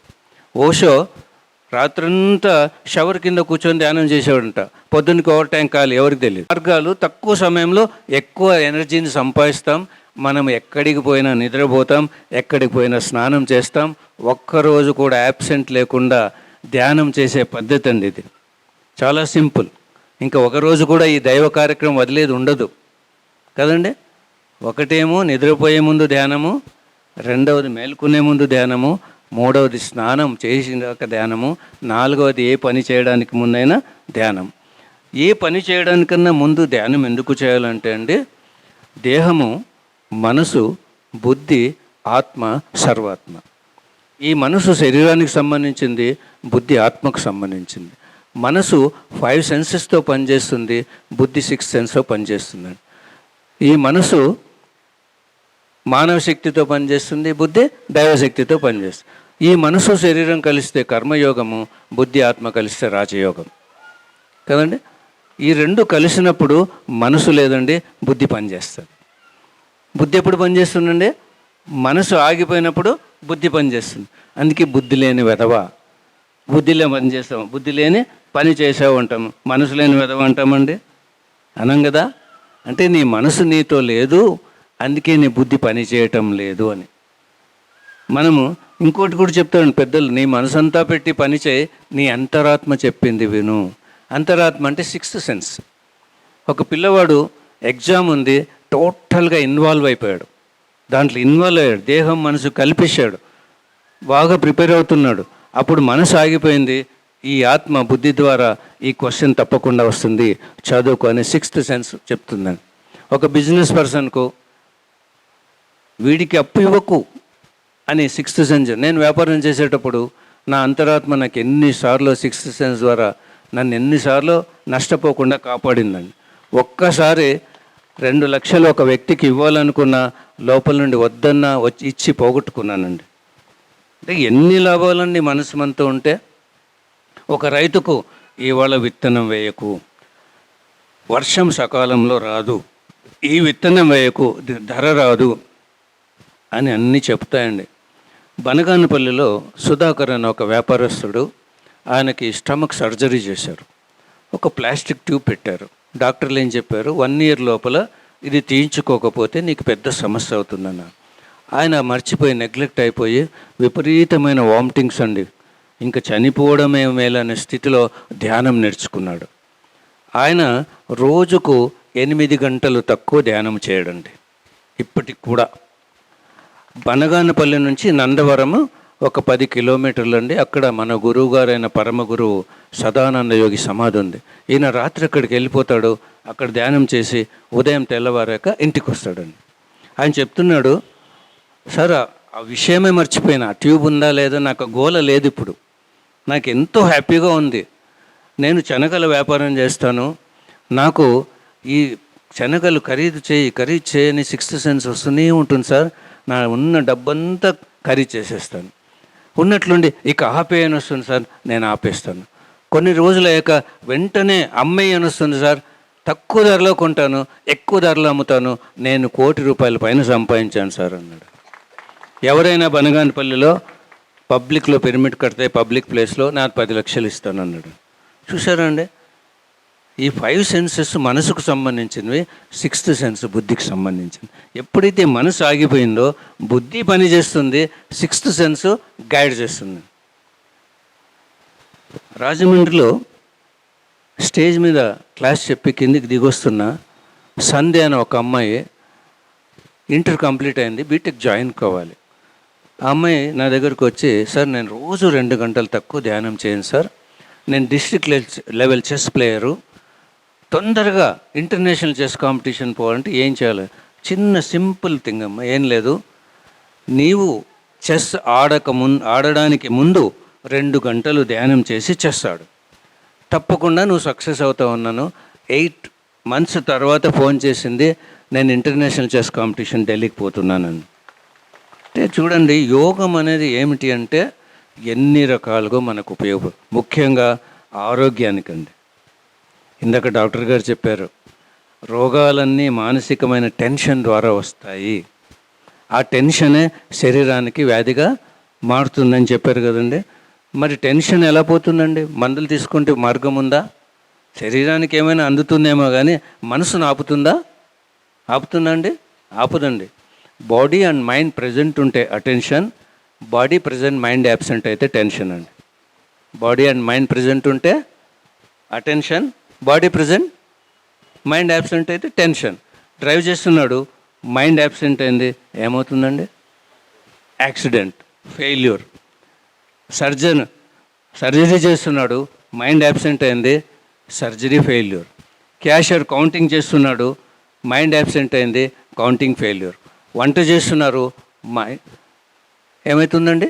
మైండ్ యాబ్సెంట్ అయితే వంట మంట అవుతుంది కదండి. మరి యాక్సిడెంట్ అయినప్పుడు ఎవరికి టెన్షన్? వాడికి సంబంధించిన వాళ్ళందరికీ టెన్షన్, వాడికి ఒకటి కాదు. సర్జరీ అయినప్పుడు చనిపోతే పేషెంట్ అందరికీ టెన్షన్ కదండి. ఒక స్టూడెంట్ క్లాస్లో వింటున్నాడు, మైండ్ యాబ్సెంట్, ఫెయిల్యూర్. చదువుతున్నాడు, మైండ్ యాబ్సెంట్, ఫెయిల్యూర్. అన్ని ఫెయిల్యూర్స్ కారణం ఏంటండి? మైండ్ యాబ్సెంట్ కావడమే. మనసు శరీరము కలిసి ఉంటే ధ్యానము, విడిపోతే పరధ్యానము. విడిపోతే ధ్యానము, పరధ్యానం. మరి ఏ పనైనా దేంట్లో చేయాలండి? ధ్యానముతో చేయాలంటే ఏం చేయాలి? ధ్యానం చేయాలి. మనం ధ్యానముతో పని చేయాలంటే ధ్యానం చేయాలి. మనసు మనతో ఆగిపోవాలి. ఎంతటి శక్తివంతులంటే మనం ఏది కావాలన్నా ధ్యానంలోన మన లోపలికి ప్రవేశించి మనము కోరుకున్నంత మాత్రాన అది ఇవ్వబడుతుంది అంటాడు. కానీ దీనికి ఒక కండిషన్ ఏంటంటే, ఒక తెల్ల పేపర్ ఉంది, దాని మీద ఏ పెయింట్ కావాలో వేసుకోవచ్చు అండి, అద్భుతంగా వేసుకోవచ్చు. ఈ మనసును కూడా ఖాళీ చేయాలి. ధ్యానంలో ఏం చేస్తామండి? డెఫినేషన్ ఏంటంటే మెడిటేషన్కు, giving rest to the mind is meditation, making the mind empty is meditation. మనసుకు విశ్రాంతిని ఇవ్వడము ధ్యానము, మనసును ఖాళీగా ఉంచడం ధ్యానం. ఇది ఖాళీగా ఉండటం అంటే ఏంటండి? మనసు ప్రయాణం చేయకూడదు, కళ్ళు మూసినా తీసినా మనతో ఉంటే ఖాళీ. నేను వరంగల్కి వెళ్ళాను, అక్కడ భద్రకాళి ఆలయంలో కూర్చొని ధ్యానం చేస్తున్నా. అక్కడ భద్రకాళి మాత్రం ఒక ప్రశ్న వేశాను, మీ నుంచి నేను ఏమి తెలుసుకోవాలని. ఈ రూపము, ఈ ఆయుధాలు మీరు సృష్టించుకున్నారు, నేను ఇలా లేను, మీరు ఊహ. కాళీ అంటే శక్తి, మాత అంటే శక్తి మాత. ఎవరి మనసును భద్రంగా ఉంచుకుంటారో వారే భద్రకాళి అని చెప్పింది. ఎవరి మనసును భద్రంగా ఖాళీగా ఉంచుకుంటారో వారే ఇది ఎంప్టీ అంటే ఏంటండి? మనసు ఇక్కడ ఉంది, అప్పుడు ఏమవుతుంది? ఇది ఓపెన్ అయిపోతుందండి. ఎనర్జీ మనలో అనంతంగా ప్రవేశిస్తుంటుంది. అది కళ్ళు మూసినా తీసినా. మీరు గమనించండి, మనం ఇష్టంతో ఏ పని చేసినప్పుడైనా మన మనసు ఎక్కడికి పోదండి. ఇక్కడ మీరు వింటున్నారు, మీ మనసు ఎక్కడికైనా వెళ్తుందా? వెళ్ళటం లేదు. కారణం ఏమిటి? నా మాటలంటే మీకు ఇష్టం కాబట్టి ఎక్కడికి వెళ్ళదు. ఎంతసేపు కూర్చున్నా విసుగు పుట్టదు. కారణం ఏంటి? ఎనర్జీ లోపల ప్రవేశిస్తూనే ఉంటుంది, మనసు ఎక్కడికి వెళ్ళలేదు, ఇది ఓపెన్ అయిపోయింది. కళ్ళు తీసినా మూసినా ఇది ఓపెన్ అండి. మనకు మనసు ఎక్కడ వెళ్ళిపోయిందండి, ఎనర్జీ అంతా ఎగ్జాస్ట్ అవుతుంది, కంప్లీట్గా వెళ్ళిపోతుంది. మీరు గమనించండి, మీ పుట్టింటోళ్ళు వస్తారు, మీకు కొద్దిగా అనారోగ్యం ఉంది, ఎలా చేస్తారు వంట? ఎలా చేస్తారండి? ఓపిక తెచ్చుకొని రకరకాల వంట చేస్తారు, ఎంతో టేస్టీగా ఉంటే ఆ రోజు అలసట ఉందా మీకు? ఆ వ్యాధి కూడా మర్చిపోయారు, అలసట లేదు. కారణం ఏంటి? వచ్చేది పుట్టింటోళ్ళు, మీ మనసు ఎక్కడికి వెళ్ళలేదు. కాబట్టి మనకు ఎనర్జీ ఎలా ఎనర్జీని పొందడము, ధ్యానము కాపాడుకోవడానికి కూడా మార్గం ఏంటండి? కర్మయోగము, జ్ఞానయోగం. ధ్యానం అంటే ధ్యానయోగం. ధ్యానయోగంలో ధ్యానం చేసి శక్తిని బాగా పెంచుకున్నాం, దాన్ని కాపాడుకోవాలి కదా. అనవసరంగా మాట్లాడిన ఎనర్జీ వేస్ట్ అవుతుంది, అనవసరంగా ఆలోచించిన ఎనర్జీ వేస్ట్ అవుతుంది. డబ్బుని ఎంత జాగ్రత్తగా కాపాడుకొని ప్లానింగ్ చేసి ఎలా ఉపయోగించుకుంటామండి? భౌతిక జీవితంలో డబ్బు ఎంత గొప్పదో ఆధ్యాత్మిక జీవితంలో శక్తి అంత గొప్పదండి. దాని విలువ ఎంత ఉందంటే, ఈ మైక్ ఉంది, లైట్స్ ఉన్నాయి, ఎన్నో అరేంజ్మెంట్స్ ఉన్నాయి, కానీ ఎలక్ట్రిసిటీ పవర్ లేకపోతే ఇవి ఏమీ పనిచేయవండి. మన లోపల ఎన్ని గొప్ప ఉన్నాయండి అంతర్గత శక్తులు. మరి వాటిని అంతా మేల్కొల్పాలంటే ఏం కావాలండి? శక్తి కావాలి. ఒక పదం ఉందండి, ESP, extra sensory perception, utilising the inner hidden divine powers. అంతర్గత అతీంద్రియ శక్తుల్ని ఉపయోగించుకోవడం అనే పదం ఉందా లేదా అండి? ఉంది, అది లిటరేచర్లో. ఈ పవర్ ఎవరికి ఎక్కువ ఉంటుందంటే గుడ్డి వాళ్ళకు ఉంటుందండి. ఒక సూది పడినా ఆ శబ్దం వినగలడు గుడ్డివాడు, ఎంత దూరం శబ్దమైనా వినగలడు. ఒకసారి టచ్ చేస్తే ఇంకా టచ్ చేశాడంటే ఎవరో కనుక్కునేస్తాడు, స్మెల్తో కనుక్కుంటాడు, సిక్స్త్ సెన్స్తో కనుక్కుంటారండి గుడ్డి వాళ్ళు. మరి వాళ్ళకి ఆ పవర్ ఎలా వచ్చింది? మనకెందుకు లేదు? నేను డెహ్రాడూన్కి వెళ్ళాను, అక్కడ అనురాధ మేడం అని, ఆ మేడం భర్త విక్రమ్ అని, ఇద్దరు బ్లైండ్. ఆ madam total all India blind organisation president. అక్కడ ఆ బ్లైండ్ పీపుల్కి నేను యాస్ట్రల్ సర్జరీ వర్క్షాప్ చేశాను. నేను ఆమె కారులో వెళ్తున్నాను, ఆమెను గురించి అడిగాను, మీ జీవితం ఏంటి చెప్పండి మేడం అంటే, సార్ నేను మా ఆయన ఇద్దరు డైవర్సీసే, మేము పెళ్లి చేసుకోవాలనుకున్నాము, మా ఆయనకు ఒక బాబు 7 ఏళ్ల బాబు. నేను అన్నాను, వాడు నాతో ఒక 6 నెలలు గడపాలి, నన్ను తల్లిగా ఒప్పుకుంటే మనం పెళ్లి చేసుకుందాం, వాడి ఆనందానికి మనం భంగం కలిగించకూడదని అలా మేము పెళ్లి చేసుకున్నాం సార్. ఈ గుడ్డితనం నాకు వరం సార్, నాకేమీ కనిపించవు, నాకే కోరికలు లేవు సార్, నగలు కనిపించవు, చీరలు కనిపించవు, అందం కనిపించదు, ఏమీ కనిపించదు సార్, నాకెంత వరం అంటే నిజంగా ఎంత ఆశ్చర్యం వేసిందండి, ఎంత ఆనందం వేసింది కదండి. కాబట్టి వాళ్లకు మనము ఉదయం లేచాం, బాగా నడుస్తున్నాం, కాళ్ళకు నొప్పి పుట్టింది, కాళ్ళకు విశ్రాంతినిచ్చాం, చేతులతో ఎంతో పని చేశాం, చేతులకు విశ్రాంతి ఇచ్చాం, ఎంతో మాట్లాడాం, నోటికి విశ్రాంతి ఇచ్చాం, కానీ కళ్ళకు విశ్రాంతి లేదండి. మన శక్తినంతా పూర్తిగా కళ్ళ ద్వారా పోగొట్టుకుంటూ ఉన్నాం. గుడ్డి వాళ్లకు ఆ శక్తి అంతా మిగిలిపోతుంది. మనం కాపాడుకున్న శక్తి కానీ, మిగిలించుకున్న శక్తి కానీ, ఏ ఆర్గన్ యూజ్ చేస్తామో ఆర్గన్కి సప్లై అయ్యి దాని పవర్ అండ్ పర్ఫెక్షన్ ఇంక్రీజ్ అవుతుందండి. ఫర్ ఎగ్జాంపుల్, గుడ్డివాడు వినాలనుకున్నాడు, ఆ ఎనర్జీ అంతా ఇక్కడికి వస్తుందండి, వాడు చక్కగా వినగలడు, ఎంత దూరమైనా కానీ, ఎటువంటిదైనా కానీ. టచ్ అంటే ఇక్కడికి వస్తుంది, స్మెల్ అంటే ఇక్కడికి వస్తుంది, సిక్స్త్ సెన్స్ అంటే ఇక్కడికి వస్తుంది. నేను ఒకసారి మండపేటకి వెళ్ళాను, వెస్ట్ గోదావరి. జ్యోతి అనే మేడం ఉండేది, ఇప్పుడు అమెరికాలో ఉంది ఆ మేడం. ఆ మేడము బ్లైండ్ పిల్లలకి ధ్యానం నేర్పించేదండి, బ్లైండ్ స్కూల్. ఒక 5వ తరగతి నుంచి 10వ తరగతి వరకు 70 మంది. నన్ను అక్కడ తీసుకెళ్ళిందండి. మేమిద్దరం ఊరికి ఇలా కాలు పెట్టాము, వాళ్ళందరూ జ్యోతెక్క అన్నారు. కనిపించిందండి వాళ్ళకి, ఆశ్చర్యం వేసి నేను కళ్ళారో చూశానండి. ఎలా కనిపెట్టారు వాళ్ళు?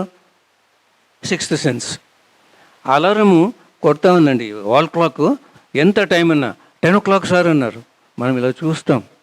ఐస్ క్యాండీ ఇప్పిస్తే ఒక డ్రాప్ కింద పడకుండా తిన్నారండి, మనం తినలేం. అలా కళ్ళ ఎదురుగా చూశానండి ఎనర్జీ అనేది. మనము ధ్యానంలో మొట్టమొదటి ఏం చేస్తామండి?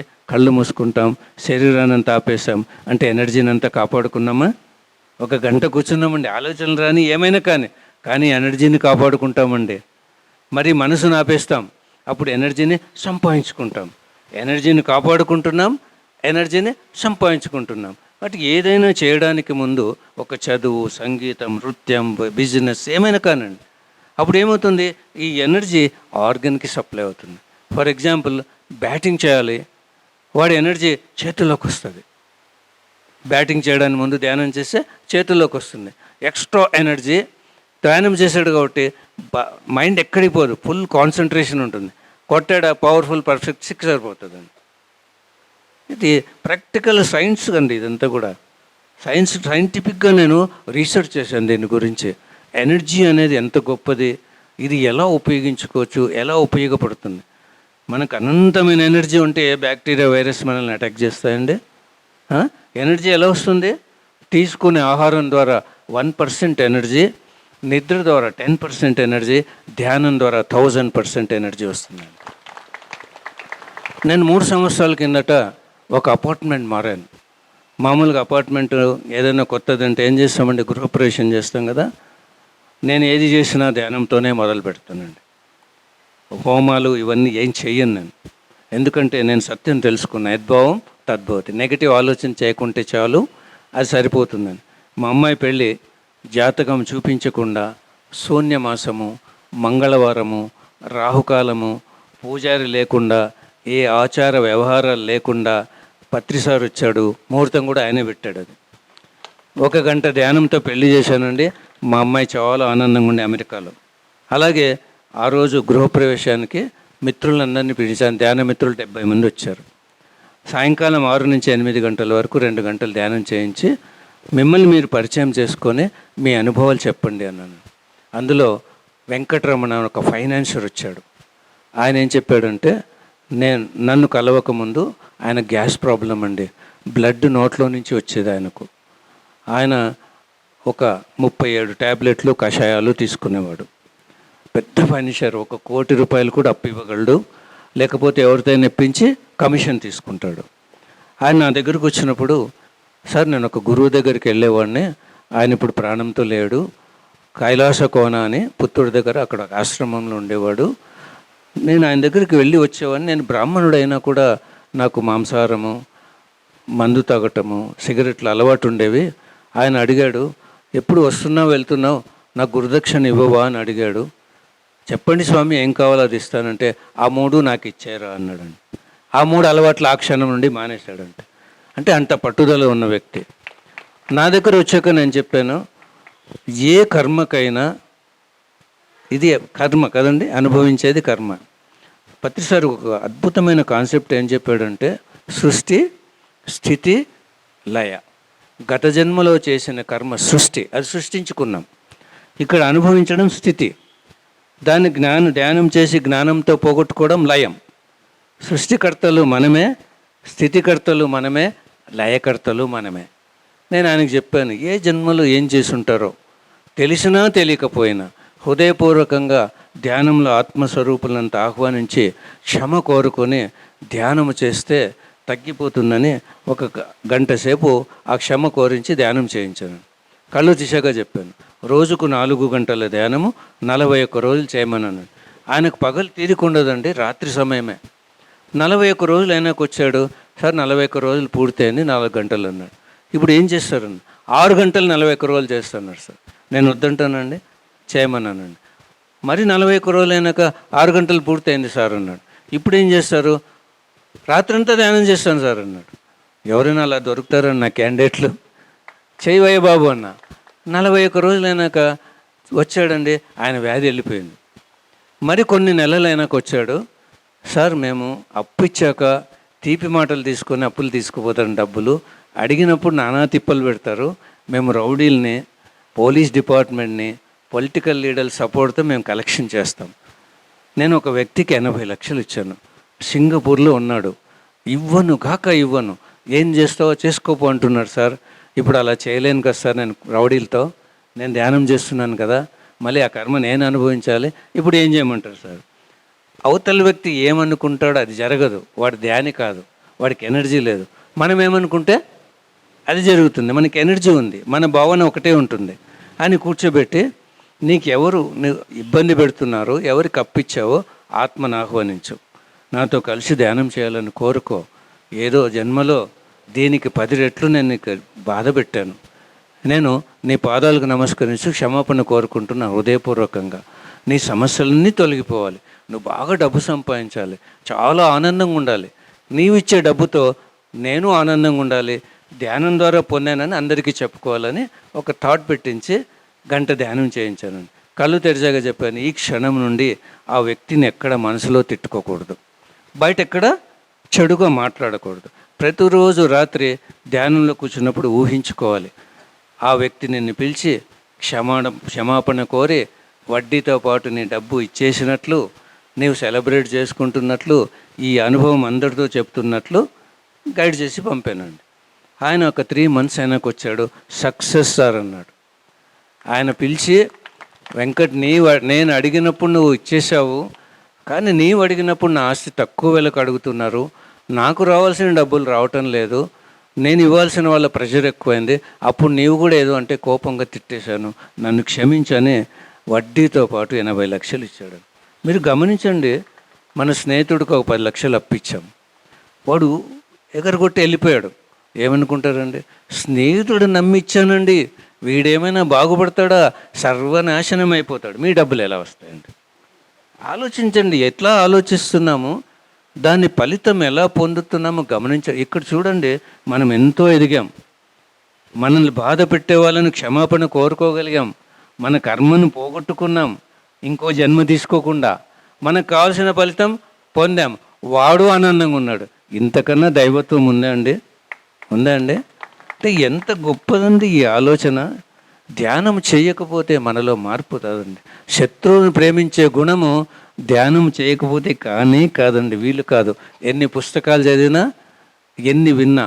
నేను వినుకొండ అనే ఊరికి వెళ్ళాను. అక్కడ త్యాగరాజు అని ఒక టైలర్, సార్ మీ సేతు వర్క్షాప్ వచ్చాను, నాకు 2 పాయింట్లు బాగా నచ్చాయి. ఒకటి శత్రువుని ప్రేమించడం, రెండవది ఏమనుకుంటే దాన్ని సాధించడం.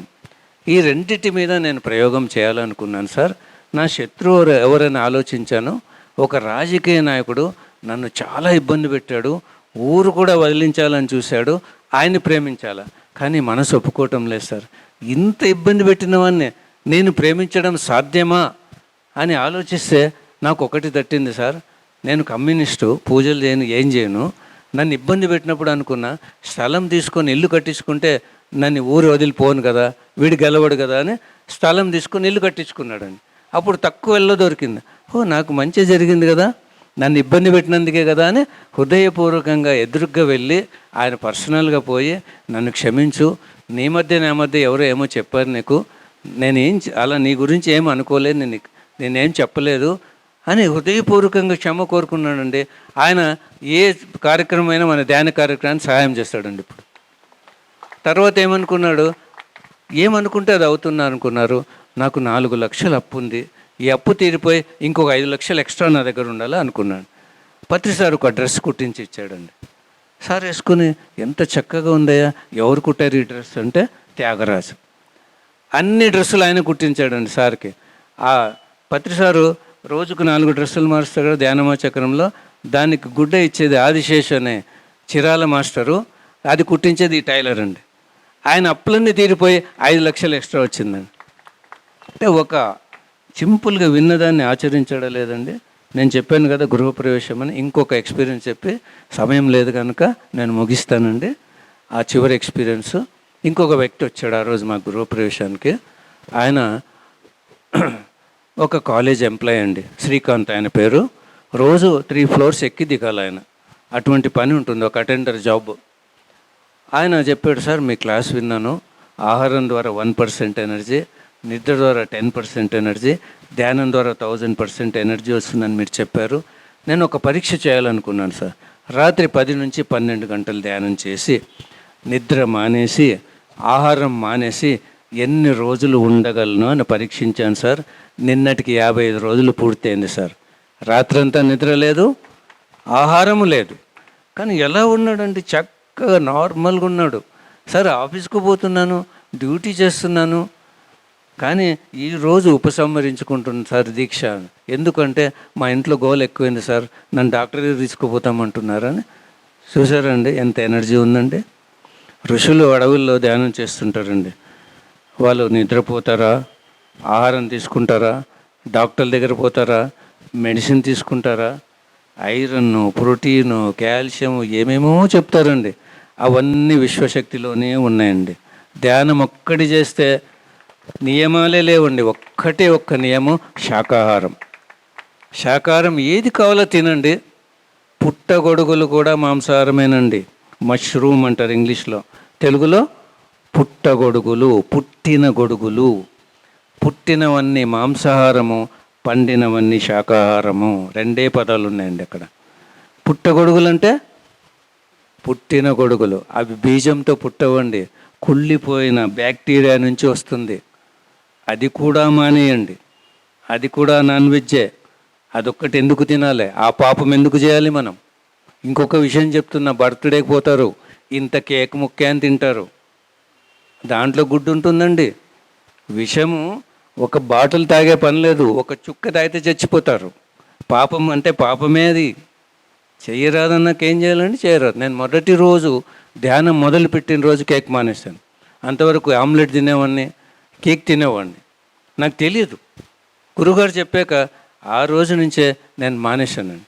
ఇప్పుడైతే ఎగ్లెస్ కేక్ ఉంది, అప్పుడు లేదండి. మేము అప్పుడు మొదలు పెట్టాము 97లో లేదు. గురువు చెప్పాక ఏంటండి అది వేదం. ఇంకా ఎందుకు చెప్తున్నాడు అనే ఆలోచన చేస్తే మనం గురువుని ఎక్కడ నమ్మినట్లండి. ముఖ్యంగా మన పిరమిడ్ సొసైటీలో 18 సూత్రాలు ఉన్నాయండి. ధ్యానం చేసే వాళ్ళకి ముఖ్యంగా చెప్తున్నాను, అవన్నీ మన సిలబస్. ఆ సిలబస్ అంతా ఆచరిస్తే చక్కని పిరమిడ్ మాస్టర్ అవుతారండి. లేకపోతే పిరమిడ్ మాస్టర్ కాదండి. చాలా ఆయన చెప్పిన 18 సూత్రాలు చాలా సులభమైనవి, కష్టమైనవి కాదు, వదులుకోలేనివి కాదండి. చాలా చాలా సులభమైనవి. అవి ఖచ్చితంగా మనం ఆచరించి తీరాలి. అవన్నీ ఆచరించి ఈరోజు నేను ఇంత బాగా చెప్తున్నానండి. నా జ్ఞానం అంతా అక్కడి నుంచి వచ్చిందే, మన గురువుగారు మనకు అందించిందే. మరి ఆ మహానుభావుడికి ఇంకొకసారి గట్టిగా చప్పట్లు కొడదామండి.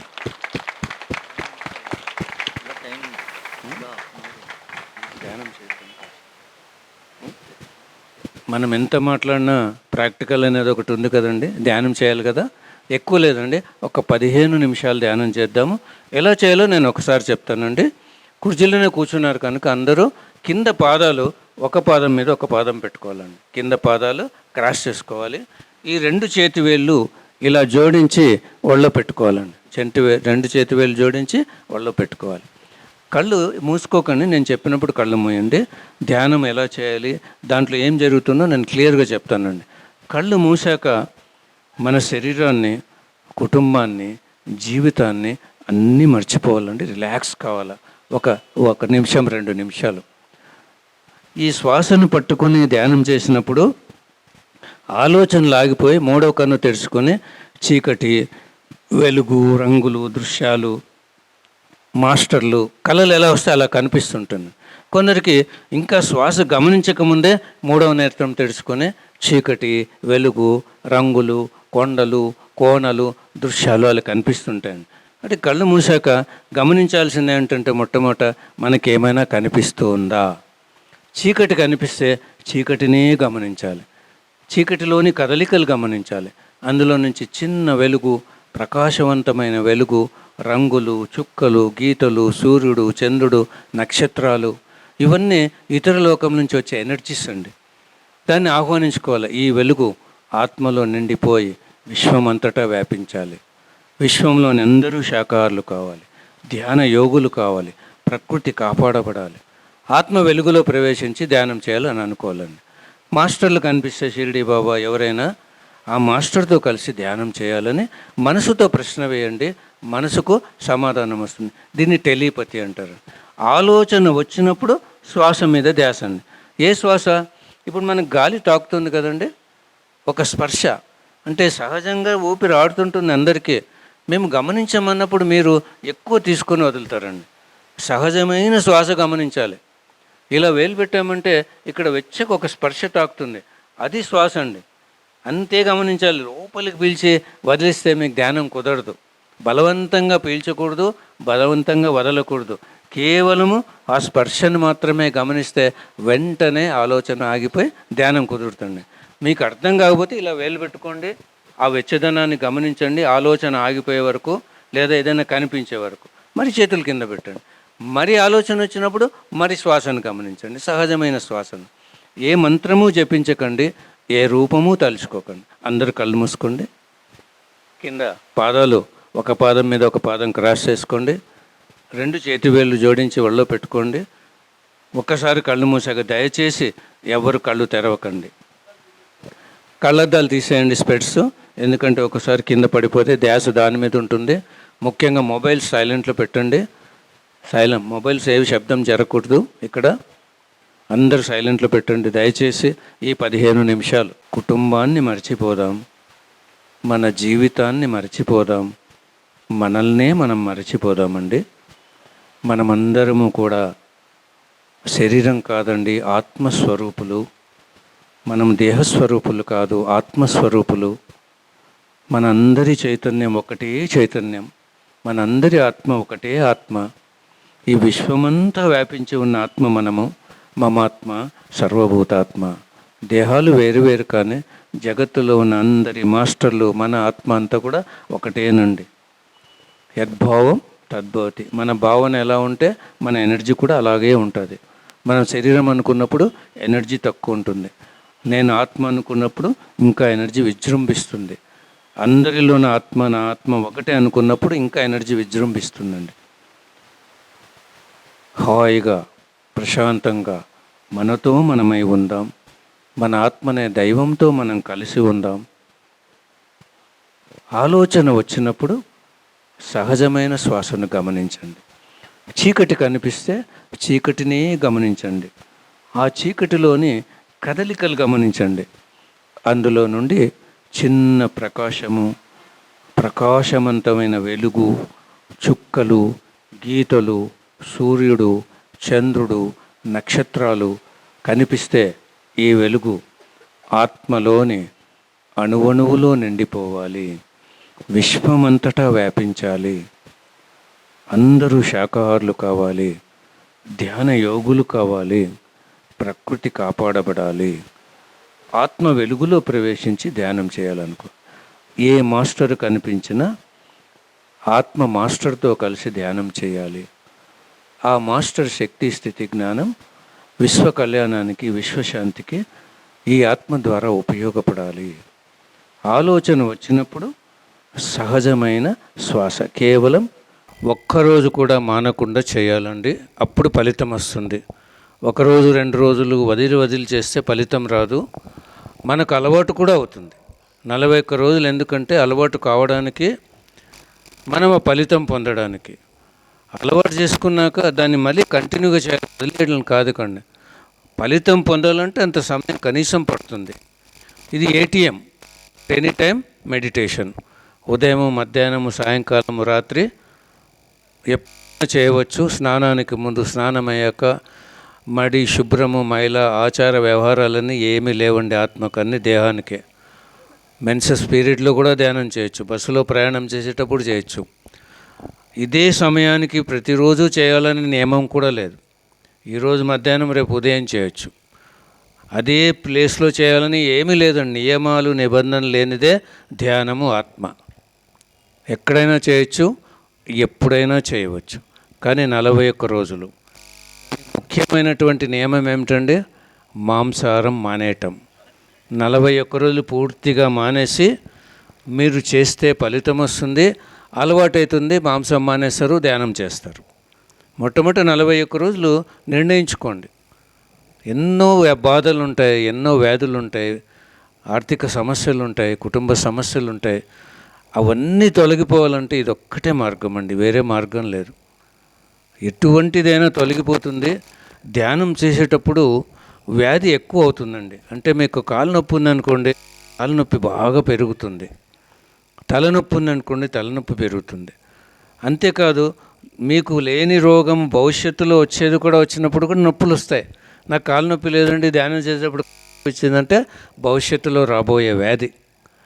మందులు తీసుకుంటే వ్యాధి లోపలికి వెళ్తుంది, ధ్యానం చేస్తే బయటికి వెళ్తుందండి. మీరు కళ్ళు తెరవకూడదు, భరించాలా. దాన్ని బయటికి వెళ్ళేదాకా భరించండి, శాశ్వతంగా తొలగిపోతుంది. బీపీ, షుగర్, ఎటువంటి వ్యాధి ఉన్నా డాక్టర్లు జీవితకాలం ఉంటాయనే చెప్తుంటారు కదండి. దీర్ఘకాలిక వ్యాధులు ఈ శరీరం ఉన్నంత వరకు వదలవు అని మనకు పని లేదండి. మన శక్తితో మనం ఏ వ్యాధినైనా సంపూర్తిగా మూలం నుండి పోగొట్టుకోవచ్చండి. మన వయసు ఎంతో అన్ని నిమిషాలు కనీసం అండి 2 పూటల 40 ఏళ్ళు ఉంటే 40 నిమిషాలు, 30 ఏళ్ళు ఉంటే 30 నిమిషాలు, 2 పూటల 41 రోజులు. మీకేమైనా ధ్యానంలో సందేహం వస్తే ధ్యానం ఆపకండి. సతీష్ సార్ ఉన్నారు, ఫోన్ చేయండి. సార్ నాకు ఇలా ఏదో సమస్య వచ్చింది, ఎలా చేయాలని ముందుకు పోండి, కానీ ఆపకండి.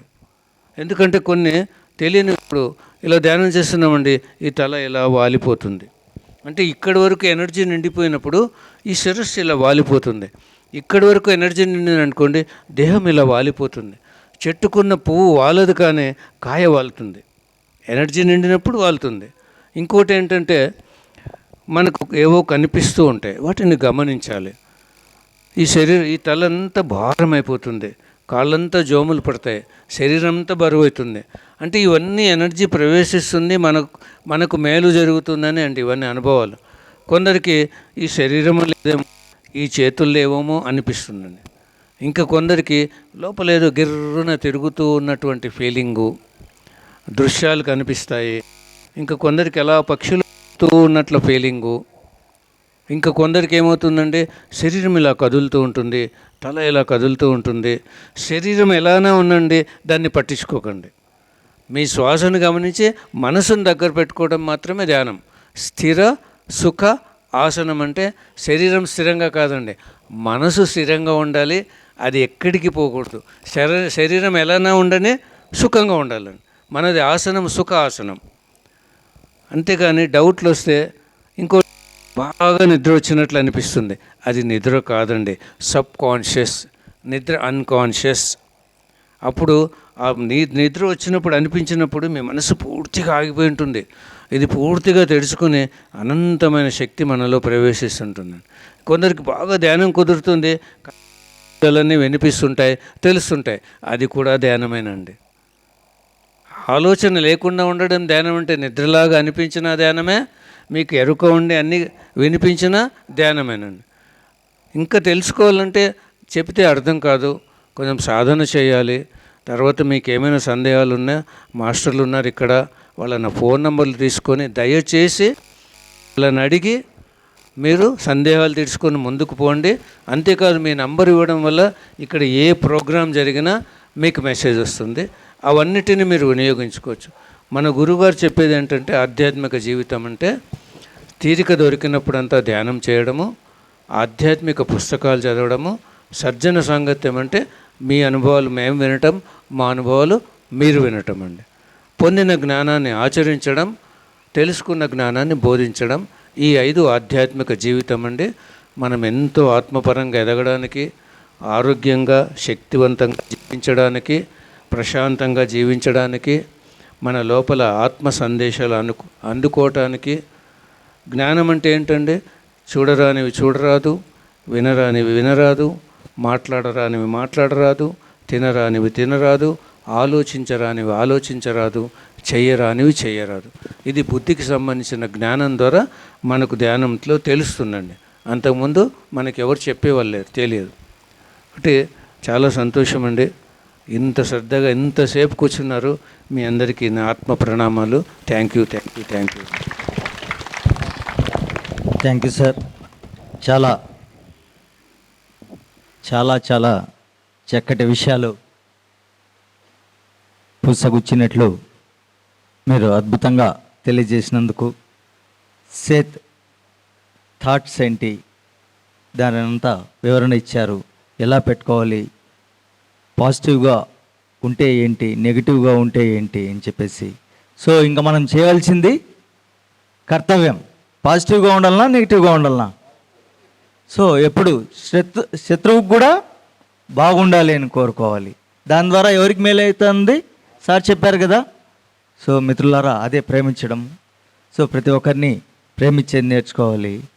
అప్పుడే మనకు క్షమాగుణం అనేది కూడా పెరుగుతుంది. ఇకపోతే ముఖ్యమైన విషయం సార్ చెప్పిన దాంట్లో రేయి పగలు ధ్యానం, పరమాత్మునిలో లీనం. చూడండి, సింపుల్గా. ఏమన్నా కష్టం ఉందా? ధ్యానం చేస్తే పరమాత్మునిలోనే లీనమవుతాం. అంత గొప్ప విషయము ధ్యానము.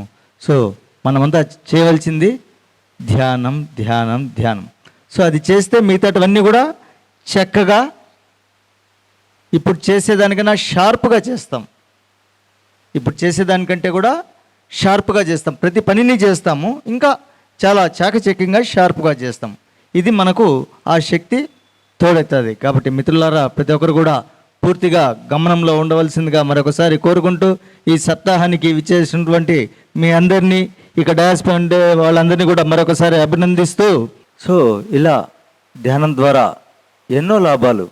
సంకల్ప శక్తి పెరుగుతుంది, సంకల్పానికి శక్తి పెరుగుతుంది, దాని ద్వారా సంకల్ప సిద్ధి జరుగుతుంది.